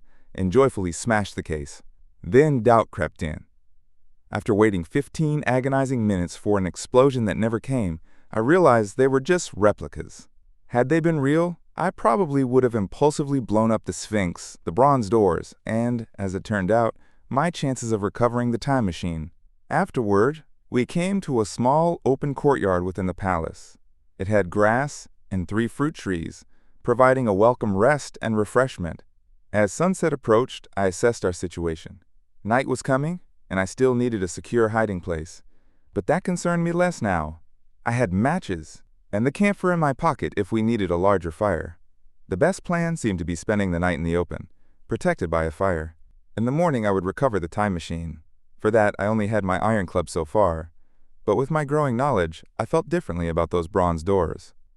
Until now, I'd hesitated to force them open, largely because of the mystery beyond. They had never seemed particularly strong, and I hoped my iron bar would be adequate for the task. Chapter 12. In the Darkness.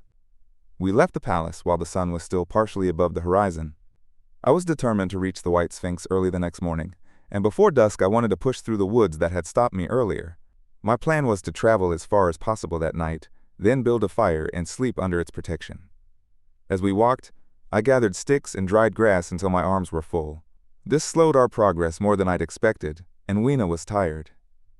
I, too, was becoming drowsy after going without sleep for a night and 2 days. I was feverish and irritable. By the time we reached the edge of the forest, night had fallen completely. Weena would have stopped there, afraid of the darkness ahead, but a strange sense of impending disaster, which should have warned me, drove me forward. While we hesitated at the forest edge, I spotted 3 crouching figures in the black bushes behind us, barely visible against the darkness. The surrounding area was full of scrub and tall grass, and I didn't feel safe from their stealthy approach. I estimated the forest was less than a mile across. If we could get through it to the open hillside beyond, we'd be safer. With my matches and camphor, I thought I could keep our path lit through the woods. But I realized I couldn't hold matches and firewood simultaneously, so reluctantly, I set down my bundle. Then I had the idea to amaze the creatures behind us by lighting the wood. I would soon discover how foolish this was, but at the moment it seemed clever, a way to cover our retreat.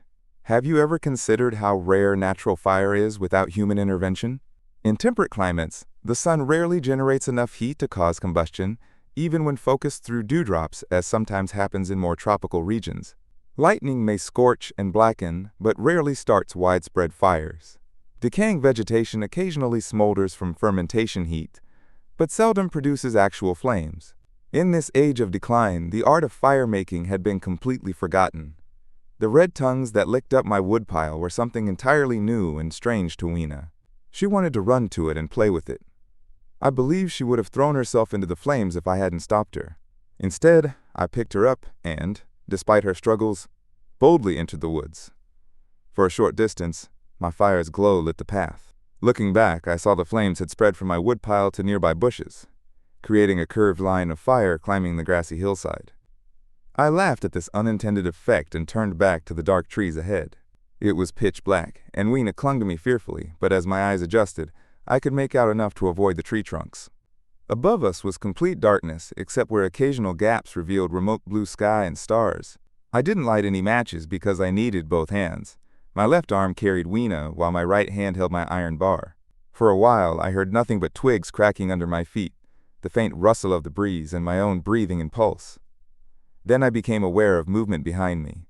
I grimly pushed on. The pattering grew louder, and I recognized the same odd sounds and voices I'd heard in the underworld. Several Morlocks were clearly closing in. Within moments, something tugged at my coat, then grabbed my arm. Weena shivered violently and became completely still. It was time for a match, but to get one, I had to set Weena down. As I fumbled with my pocket, a silent struggle began around my knees.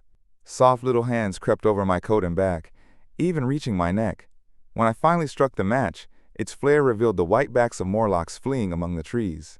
I quickly took out my camphor, planning to light it as the match faded. Then I looked down at Weena. She lay motionless at my feet, face down. Suddenly afraid, I knelt beside her. She was barely breathing. I lit the camphor chunk and threw it to the ground, where it split and flared up, driving back the Morlocks in shadows. Kneeling, I lifted her. The forest behind seemed full of movement and murmurs, as if a large group was gathering. Weena appeared to have fainted. I carefully placed her on my shoulder and stood to continue, but realized with horror that I was completely lost. After turning around several times while dealing with the matches and Weena, I had no idea which direction led to our destination. For all I knew, I might be heading back toward the Palace of Green Porcelain. I broke into a cold sweat, needing to think quickly. I decided to make a fire and camp where we were. I set the still unconscious Weena down on a mossy tree root and hastily gathered sticks and leaves as my first piece of camphor burned low. In the darkness around me, the Morlock's eyes glowed like red gems. The camphor flickered out. I lit a match and saw two white forms that had been approaching Weena dart away. One was so blinded by the light that he ran straight at me, and I felt his bones crunch under my fist. He cried out, staggered a few steps, and collapsed. I lit another piece of camphor and continued building my fire. Soon I noticed how dry the foliage above us was. No rain had fallen since my arrival a week ago. Instead of searching for fallen twigs, I began jumping up to break branches directly from the trees. Soon I had a smoky fire of green wood and dry sticks, allowing me to use my camphor more sparingly. Then I turned to Weena, who lay beside my iron club. I tried to revive her, but she remained unresponsive. I couldn't even tell if she was breathing. The fire's smoke blew toward me, making me suddenly drowsy. The camphor vapor in the air probably contributed to this effect. My fire wouldn't need replenishing for an hour or so. I felt exhausted after my exertions and sat down. The woods were filled with a drowsy murmuring I didn't understand. I nodded off briefly. When I opened my eyes, everything was dark, and the Morlocks had their hands on me. Throwing off their clinging fingers, I frantically reached for my matchbox, only to find it gone. Then they seized me again. In that moment, I realized what had happened. I had fallen asleep, and my fire had gone out. The bitterness of death overwhelmed me. The forest smelled of burning wood. I was grabbed by the neck, hair, and arms, and pulled down. The horror of feeling these soft creatures piled on me in the darkness was indescribable. It was like being caught in a monstrous spider's web. They overpowered me, and I fell. I felt small teeth nipping at my neck. Rolling over, my hand touched my iron bar. This gave me strength. I struggled up, shaking the human vermin off me, and holding the bar short, swung it where I thought their faces might be. I felt the satisfying impact of metal on flesh and bone, and for a moment, I was free. The strange exhilaration that often accompanies desperate fighting surged through me. I knew both Weena and I were doomed, but I was determined to make the Morlocks pay for their meal. I stood with my back against a tree, swinging my iron bar in front of me. The entire forest echoed with their movement and cries. A minute passed. Their voices rose to a higher pitch of excitement, and they moved more quickly. Yet none came within my reach. I glared into the blackness. Then suddenly came hope. What if the Morlocks were afraid? And close on the heels of that thought came something strange. The darkness seemed to grow brighter. Very dimly, I began to see the Morlocks around me. 3 I had battered lay at my feet, and then I realized, with astonishing surprise, that the others were running away in a constant stream from behind me through the woods ahead, and their backs no longer appeared white but reddish. As I stood amazed, I saw a small red spark drift across a gap of starlight between branches and vanish. Then I understood the smell of burning wood, the drowsy murmur that had become a gusty roar, the red glow, and the Morlock's flight. Stepping away from my tree and looking back, I saw, through the black trunks of the nearest trees, the flames of the burning forest. It was my first fire coming after me. With that realization, I looked for Weena, but she was gone. The hissing and crackling behind me and the explosive sound of each new tree catching fire left little time for reflection. Still gripping my bar, I followed the Morlock's path. It was a close race. Once the flames advanced so quickly on my right that I had to veer left. Finally, I emerged into a small clearing, and as I did, a Morlock blundered toward me, past me, and ran straight into the fire. Then I witnessed perhaps the most bizarre and horrible sight of all my time in that future age. The entire clearing was bright as day, with reflected firelight.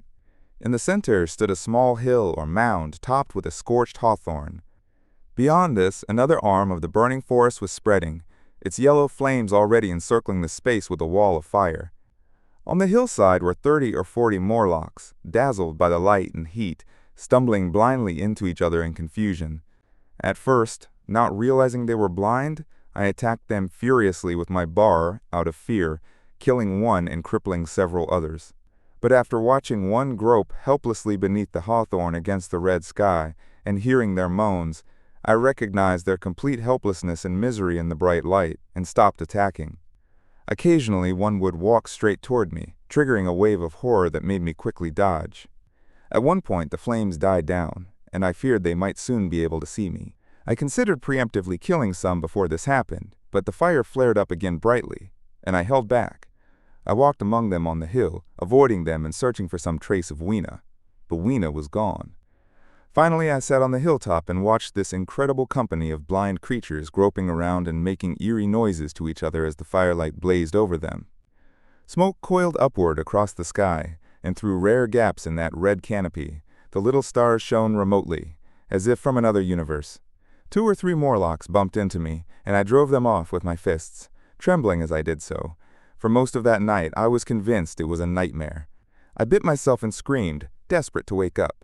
I beat the ground with my hands, stood up, sat down, wandered aimlessly, then sat again.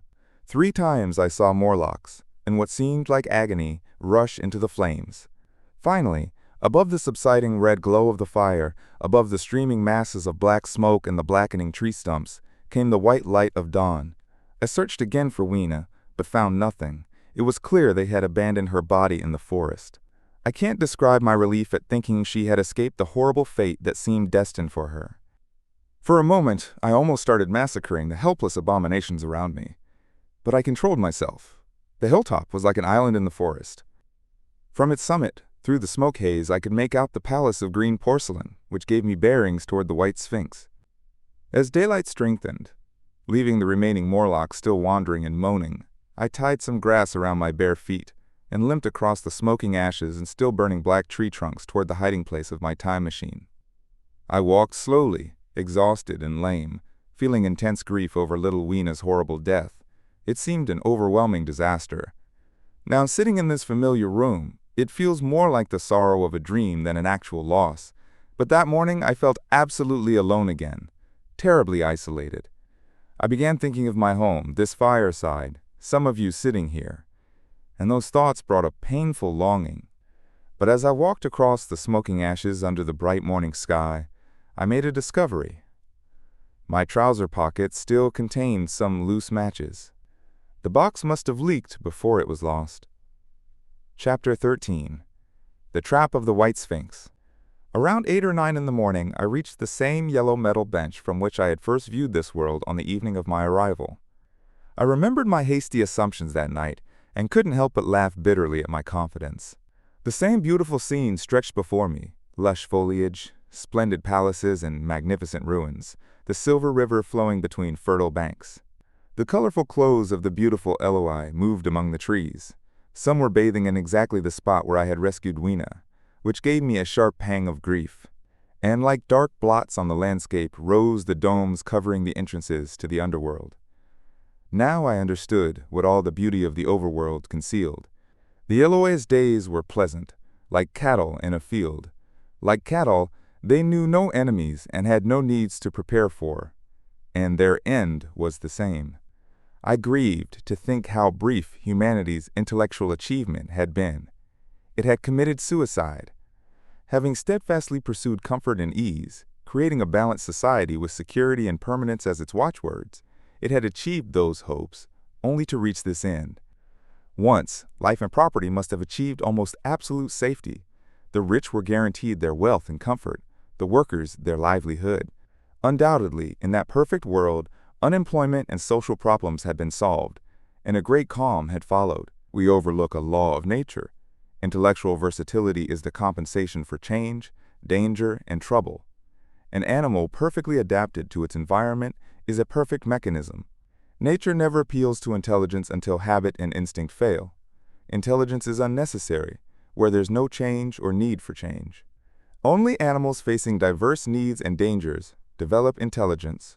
As I see it, the upper-world humans had drifted toward their feeble prettiness, while the underworld people toward mere mechanical industry. But that perfect state lacked one thing even for mechanical perfection: absolute permanence. Eventually, the feeding of the underworld, however it worked, had broken down. Mother Necessity, held at bay for thousands of years, returned, starting underground. The underworld, working with machinery that still required some thought beyond mere habit, had likely retained more initiative, if less humanity, than those above, and when other food failed, they turned to what ancient custom had forbidden. That's my interpretation of the world I saw in the year 802,701. It may be completely wrong, but it's how I understood it, and I present it to you as such. After the exhaustion, excitement, and terror of recent days, and despite my grief, this bench with its tranquil view and warm sunlight was pleasant. I was very tired and soon drifted from theorizing to dozing. Catching myself, I took my own advice and, stretching out on the turf, had a long, refreshing sleep. I woke shortly before sunset. Now, feeling safe from being caught off guard by Morlocks, I stretched and walked down the hill toward the White Sphinx, crowbar in one hand, the other playing with the matches in my pocket. Then something completely unexpected happened. As I approached the Sphinx's pedestal, I found the bronze panels open. They had slid down into grooves. I stopped short, hesitating to enter. Inside was a small chamber, and on a raised platform in the corner sat my time machine. I had the small levers in my pocket. So after all my elaborate preparations to besiege the White Sphinx, here was its meek surrender. I threw away my iron bar, almost disappointed not to use it. A sudden thought struck me as I approached the entrance. For once, I understood the Morlock's thinking. Suppressing a strong urge to laugh, I stepped through the bronze frame and approached the time machine. I was surprised to find it had been carefully oiled and cleaned. I suspect the Morlocks had partially disassembled it, trying in their dim way to understand its purpose. As I stood examining it, enjoying the feel of the device, exactly what I had anticipated happened. The bronze panels suddenly slid up and crashed against the frame. I was trapped in darkness, so the Morlocks thought. At that, I laughed with glee. I could already hear their whispering laughter as they approached. Very calmly, I tried to strike a match. All I needed to do was set the levers and vanish like a ghost. But I had overlooked one crucial detail. The matches were the kind that only light on their box. You can imagine how quickly my calm evaporated. The little monsters were right upon me. One touched me. I swung the levers blindly at them in the dark and scrambled into the machine's saddle. Hands grabbed at me, one after another. I had to fight against their persistent fingers for control of the levers while simultaneously feeling for the starting knobs. They nearly got one lever away from me. As it slipped from my hand, I had to ram my head against them in the darkness. I heard a Morlock's skull crack to recover it. It was an even closer escape than my fight in the forest. Finally, the lever was fixed and pulled. The clinging hand slipped away. Darkness fell from my eyes, and I found myself back in the same gray light and tumult I've already described. Chapter 14. The Further Vision. I've already told you about the sickness and confusion that comes with time travel. This time I wasn't properly seated in the saddle but perched sideways and precariously. For some time I clung to the swaying, vibrating machine, not paying attention to my direction. When I finally looked at the dials, I was shocked by what I saw. One dial shows days, another thousands of days, another millions, and another billions. Instead of reversing the levers as I had intended, I had pushed them forward, into the future. The thousands dial was spinning as fast as a watch's second hand. As I continued forward, a peculiar change came over everything. The pulsating grayness grew darker, then, though still moving at tremendous speed, the flickering alternation of day and night, which typically indicates slower travel, returned and became more pronounced. This puzzled me at first. The cycle of night and day grew slower and slower, as did the sun's movement across the sky, until they seemed to stretch over centuries. Eventually, a constant twilight settled over the earth, broken occasionally by the glare of a comet across the darkening sky. The band of light that had marked the sun disappeared long ago. The sun no longer set. It simply rose and fell in the west, growing broader and redder. All trace of the moon vanished. The stars' circular movement, growing ever slower, gave way to barely moving points of light. Finally, the sun, vast, red, and sluggish, halted motionless on the horizon, a huge dome glowing with dull heat, occasionally dimming momentarily before returning to its sullen red glow. This slowing of sunrise and sunset indicated that the tidal drag had completed its work. Earth had stopped rotating, with one face permanently toward the sun, just as our moon always faces Earth. Very cautiously, remembering my previous reckless stop, I began reversing my movement. The spinning dials slowed until the thousands dial seemed stationary and the daily dial was barely a mist on its scale. The outlines of a desolate beach gradually became visible. I stopped gently and remained seated on the time machine, looking around. The sky was no longer blue. To the northeast it was inky black, with bright, steady white stars shining from the darkness. Overhead was deep Indian red without stars, and to the southeast, the red brightened to a glowing scarlet where the enormous sun sat motionless on the horizon, red and still. The rocks around me were a harsh, reddish color. The only sign of life was intensely green vegetation covering every southeastern-facing projection, the same rich green of forest moss or cave lichen, plants that thrive in perpetual twilight. The machine stood on a sloping beach. The sea stretched southwest, rising to meet a sharp, bright horizon against the pale sky. There were no waves. Not even a breeze stirred the air. Only a slight oily swell rose and fell like gentle breathing, showing the eternal sea was still alive. Along the water's edge was a thick crust of salt, pink under the lurid sky. My head felt compressed, and I noticed I was breathing rapidly. The sensation reminded me of mountaineering. The air seemed thinner than in my time. Far up the desolate slope, I heard a harsh scream and saw something like a huge white butterfly slant upward into the sky, circle, and disappear over distant hillocks. The sound was so dismal it made me shiver and settle more firmly on the machine. Looking around again, I realized that what I had taken for a reddish rock mass was actually a monstrous crab-like creature moving slowly toward me. Imagine a crab as large as a dining table, its many legs moving uncertainly, huge claws swaying, long antennae like carriage whips waving and feeling, and stalked eyes gleaming from its metallic-looking face. Its back was ridged and decorated with ungainly bumps, spotted with greenish incrustations. I could see the complicated palps of its mouth flickering as it approached. As I stared at this sinister creature crawling toward me, something tickled my cheek like a fly. I tried brushing it away, but it returned immediately, followed by another near my ear. I swatted at this and caught something thread-like that was quickly pulled from my hand. With a terrible feeling, I turned and found I had grabbed the antenna of another monster crab standing right behind me. Its eyes wriggled on their stalks, its mouth quivered with appetite, and its huge claws, covered in algal slime, were descending upon me.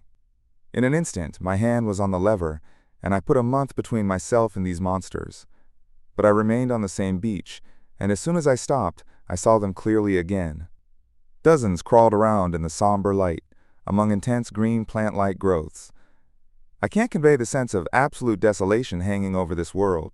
The red eastern sky, the northern blackness, the salt-covered Dead Sea, the stony beach crawling with these foul, slow-moving monsters, the uniform sickly green of the lichen-like plants, and the thin air that hurt to breathe. Everything created an appalling effect. I moved forward 100 years, finding the same red sun, slightly larger and duller, the same dying sea, the same cold air, and the same horde of earth-colored crustaceans creeping among the green vegetation and red rocks. In the western sky, I saw a curved, pale line, like an enormous new moon. I continued traveling, stopping occasionally for thousand-year jumps, drawn by curiosity about Earth's fate, watching in strange fascination as the sun grew larger and duller in the western sky, and life on the old Earth ebbed away. More than 30 million years ahead, the huge red-hot dome of the sun filled nearly a tenth of the dark sky. I stopped again when I noticed the crawling crabs had disappeared, leaving the red beach apparently lifeless except for its livid green plants. Now white flakes occasionally drifted down. An intense cold gripped me. To the northeast, snow gleamed under starlight, with an undulating line of pinkish-white hills visible. Ice fringed the sea's edge, with drifting masses further out.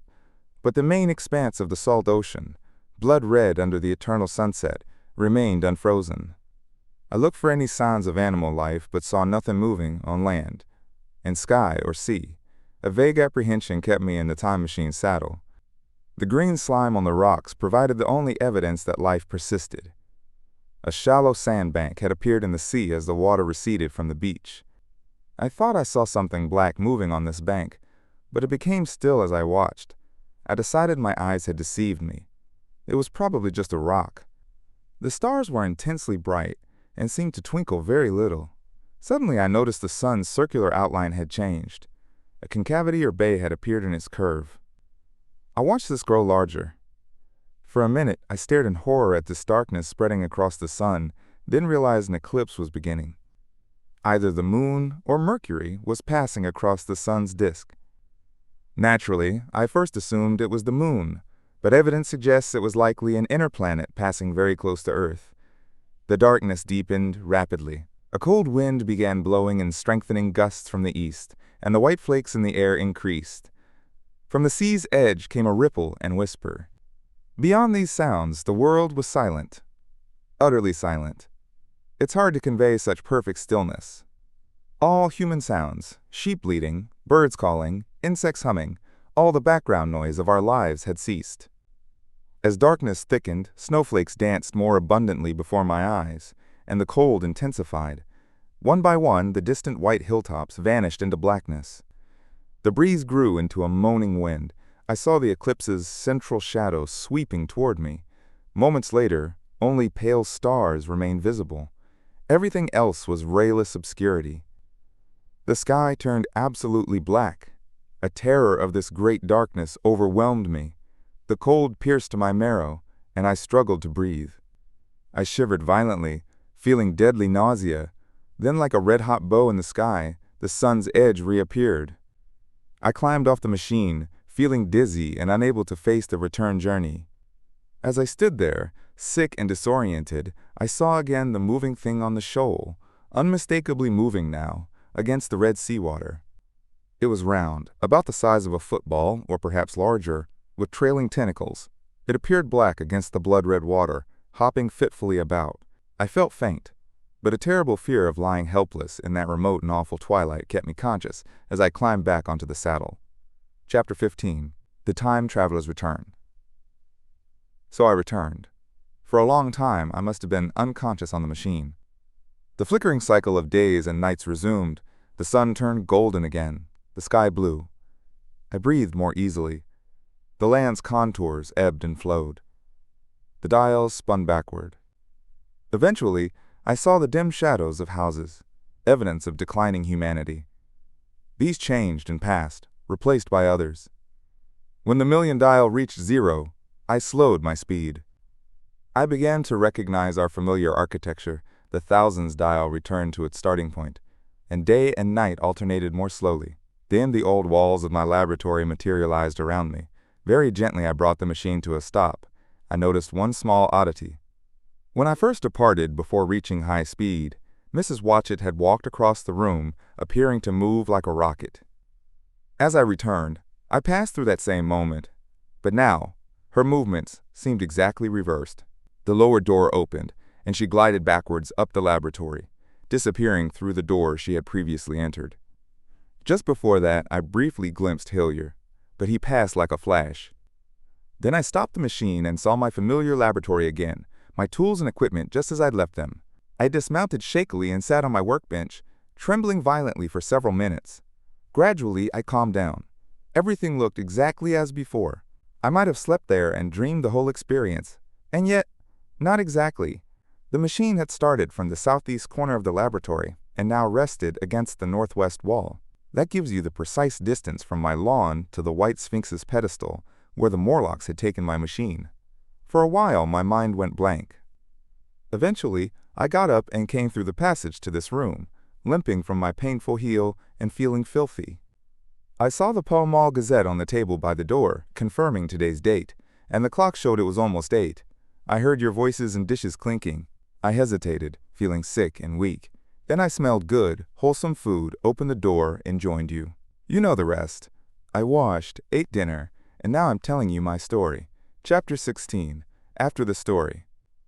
I know, he said after a pause, that all this will be absolutely unbelievable to you. For me, the incredible thing is that I'm sitting here tonight in this familiar room, looking into your friendly faces and telling you these strange adventures. He glanced at the medical man. No, I don't expect you to believe it. Take it as a lie, or a prophecy. Say I dreamed it all in my workshop. Assume I've been speculating about humanity's future until I created this fiction. Treat my claims of truth as just a storytelling technique to enhance interest. In taking it as just a story, what do you think of it? He picked up his pipe and began tapping it nervously on the grate in his usual manner. A momentary silence fell. Then chairs creaked, and shoes scraped on the carpet. I looked away from the time traveler's face and glanced around at his audience. They sat in the darkness, with small colored spots floating before their eyes. The medical man seemed absorbed in contemplating our host. The editor studied the end of his cigar, his 6th that evening. The journalist checked his watch. The others, as far as I recall, remained motionless. The editor stood up with a sigh. "What a shame you're not a fiction writer," he said, putting his hand on the time traveler's shoulder. "You don't believe me? Well, I thought not." The time traveler turned to us. "Where are the matches?" he asked. He lit one and spoke over his pipe as he puffed. "To tell you the truth, I hardly believe it myself. And yet—" His eyes fell questioningly on the withered white flowers on the small table. Then he looked at his hand holding the pipe, and I saw him examining some half-healed scrapes on his knuckles. The medical man rose, approached the lamp, and examined the flowers. "The gynoecium is odd," he said. The psychologist leaned forward to look, reaching for a specimen. "It's nearly 1 o'clock," said the journalist. "How will we get home?" "Plenty of cabs at the station," replied the psychologist. "It's strange," said the medical man, "but I don't recognize what species these flowers are. May I have them?" The time traveler hesitated, then suddenly said, "Certainly not." "Where did you really get them?" asked the medical man. The time traveler touched his forehead, like someone trying to hold on to a fleeting thought. "Weena put them in my pocket when I traveled through time." He looked around the room. "I'm losing my grip on it all. This room, all of you, the everyday atmosphere. It's too much for my memory. Did I ever make a time machine, or even a model of one? Or is it all just a dream? They say life is a dream, sometimes a poor one. But I can't handle another that doesn't fit. It's madness. And where did the dream come from? I need to see that machine. If there is one—" He grabbed the lamp quickly and carried it, flaring red, through the door into the corridor. We followed him. There in the flickering lamplight stood the machine, squat, ugly, and askew. a contraption of brass, ebony, ivory, and translucent quartz. Solid to the touch. I reached out and felt its rail, with brown spots and smears on the ivory, bits of grass and moss on its lower parts, and one rail bent out of shape. The time traveler set the lamp on the bench and ran his hand along the damaged rail. "It's all right now," he said. "The story I told you was true. I'm sorry to have brought you out here in the cold." He picked up the lamp, and in complete silence we returned to the smoking room. He came to the hall with us and helped the editor with his coat. The medical man looked into his face and, somewhat hesitantly, suggested he was suffering from overwork, which made him laugh loudly. I remember him standing in the doorway calling good night. I shared a cab with the editor, who thought the tale a colorful lie. As for me, I couldn't reach a conclusion. The story was so fantastic and unbelievable, yet the telling so credible and sober. I lay awake most of the night thinking about it. I decided to visit the time traveler again the next day. When I arrived, I was told he was in the laboratory. Being on familiar terms in the house, I went up to find him, but the laboratory was empty. I stared at the time machine for a minute, then reached out and touched the lever. The substantial-looking device swayed like a branch in the wind. Its instability startled me, reminding me of childhood days when I was forbidden to touch things. I returned through the corridor and met the time traveler in the smoking room, coming from the house. He carried a small camera under one arm and a knapsack under the other. He laughed when he saw me and offered his elbow instead of his hand. "I'm terribly busy," he said, gesturing toward the laboratory. "But isn't this all a hoax?" I asked. "Do you really travel through time?" "Really and truly I do," he said, looking directly into my eyes. Then he hesitated, his gaze wandering around the room. "I only need half an hour," he continued. "I know why you came, and it's very kind of you. There are some magazines here. If you'll stay for lunch, I'll prove time travel to you conclusively, with specimens and everything. Will you forgive me for leaving you now?" I agreed, not fully understanding the significance of his words. He nodded and went down the corridor. I heard the laboratory door slam, sat in a chair, and picked up a newspaper. I wondered what he planned to do before lunch. Then an advertisement reminded me I had promised to meet Richardson, the publisher, at 2 o'clock. Checking my watch, I saw I could barely make that appointment. I got up and walked down the corridor to tell the time traveler. As I grabbed the door handle, I heard an exclamation abruptly cut short, followed by a click and a thud. A gust of air swirled around me as I opened the door, and from inside came the sound of broken glass hitting the floor. The time traveler wasn't there. For a moment, I thought I saw a ghostly, indistinct figure sitting in a whirling mass of black and brass, a figure so transparent that the bench behind it, covered with drawings, was clearly visible. But this apparition vanished as I rubbed my eyes. The time machine was gone. Except for settling dust, the laboratory was empty. A skylight pane had apparently just been broken. I felt an irrational shock. I knew something strange had happened, but couldn't immediately identify what. As I stood staring, the garden door opened, and the manservant appeared. We looked at each other. Then understanding dawned on me. "Has Mr. gone out that way?" I asked. "No, sir. No one has left through that door. I was expecting to find him here." Then I understood completely. Despite potentially disappointing Richardson, I stayed, waiting for the time traveler, waiting for a second, perhaps even stranger story, and the specimens and photographs he would bring. But now I fear I may wait a lifetime. The time traveler vanished 3 years ago. And, as everyone knows, he has never returned. Epilogue. One can't help but wonder, will he ever return?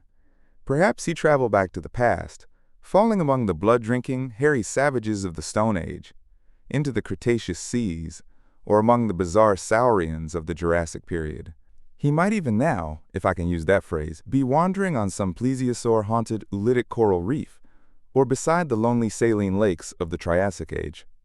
Or did he go forward, to a nearer future where humans are still human, but the riddles of our time are answered and our troublesome problems solved? Into humanity's maturity, for I cannot believe these latter days of weak experimentation, fragmentary theory, and mutual discord represent mankind's peak. That's my personal view.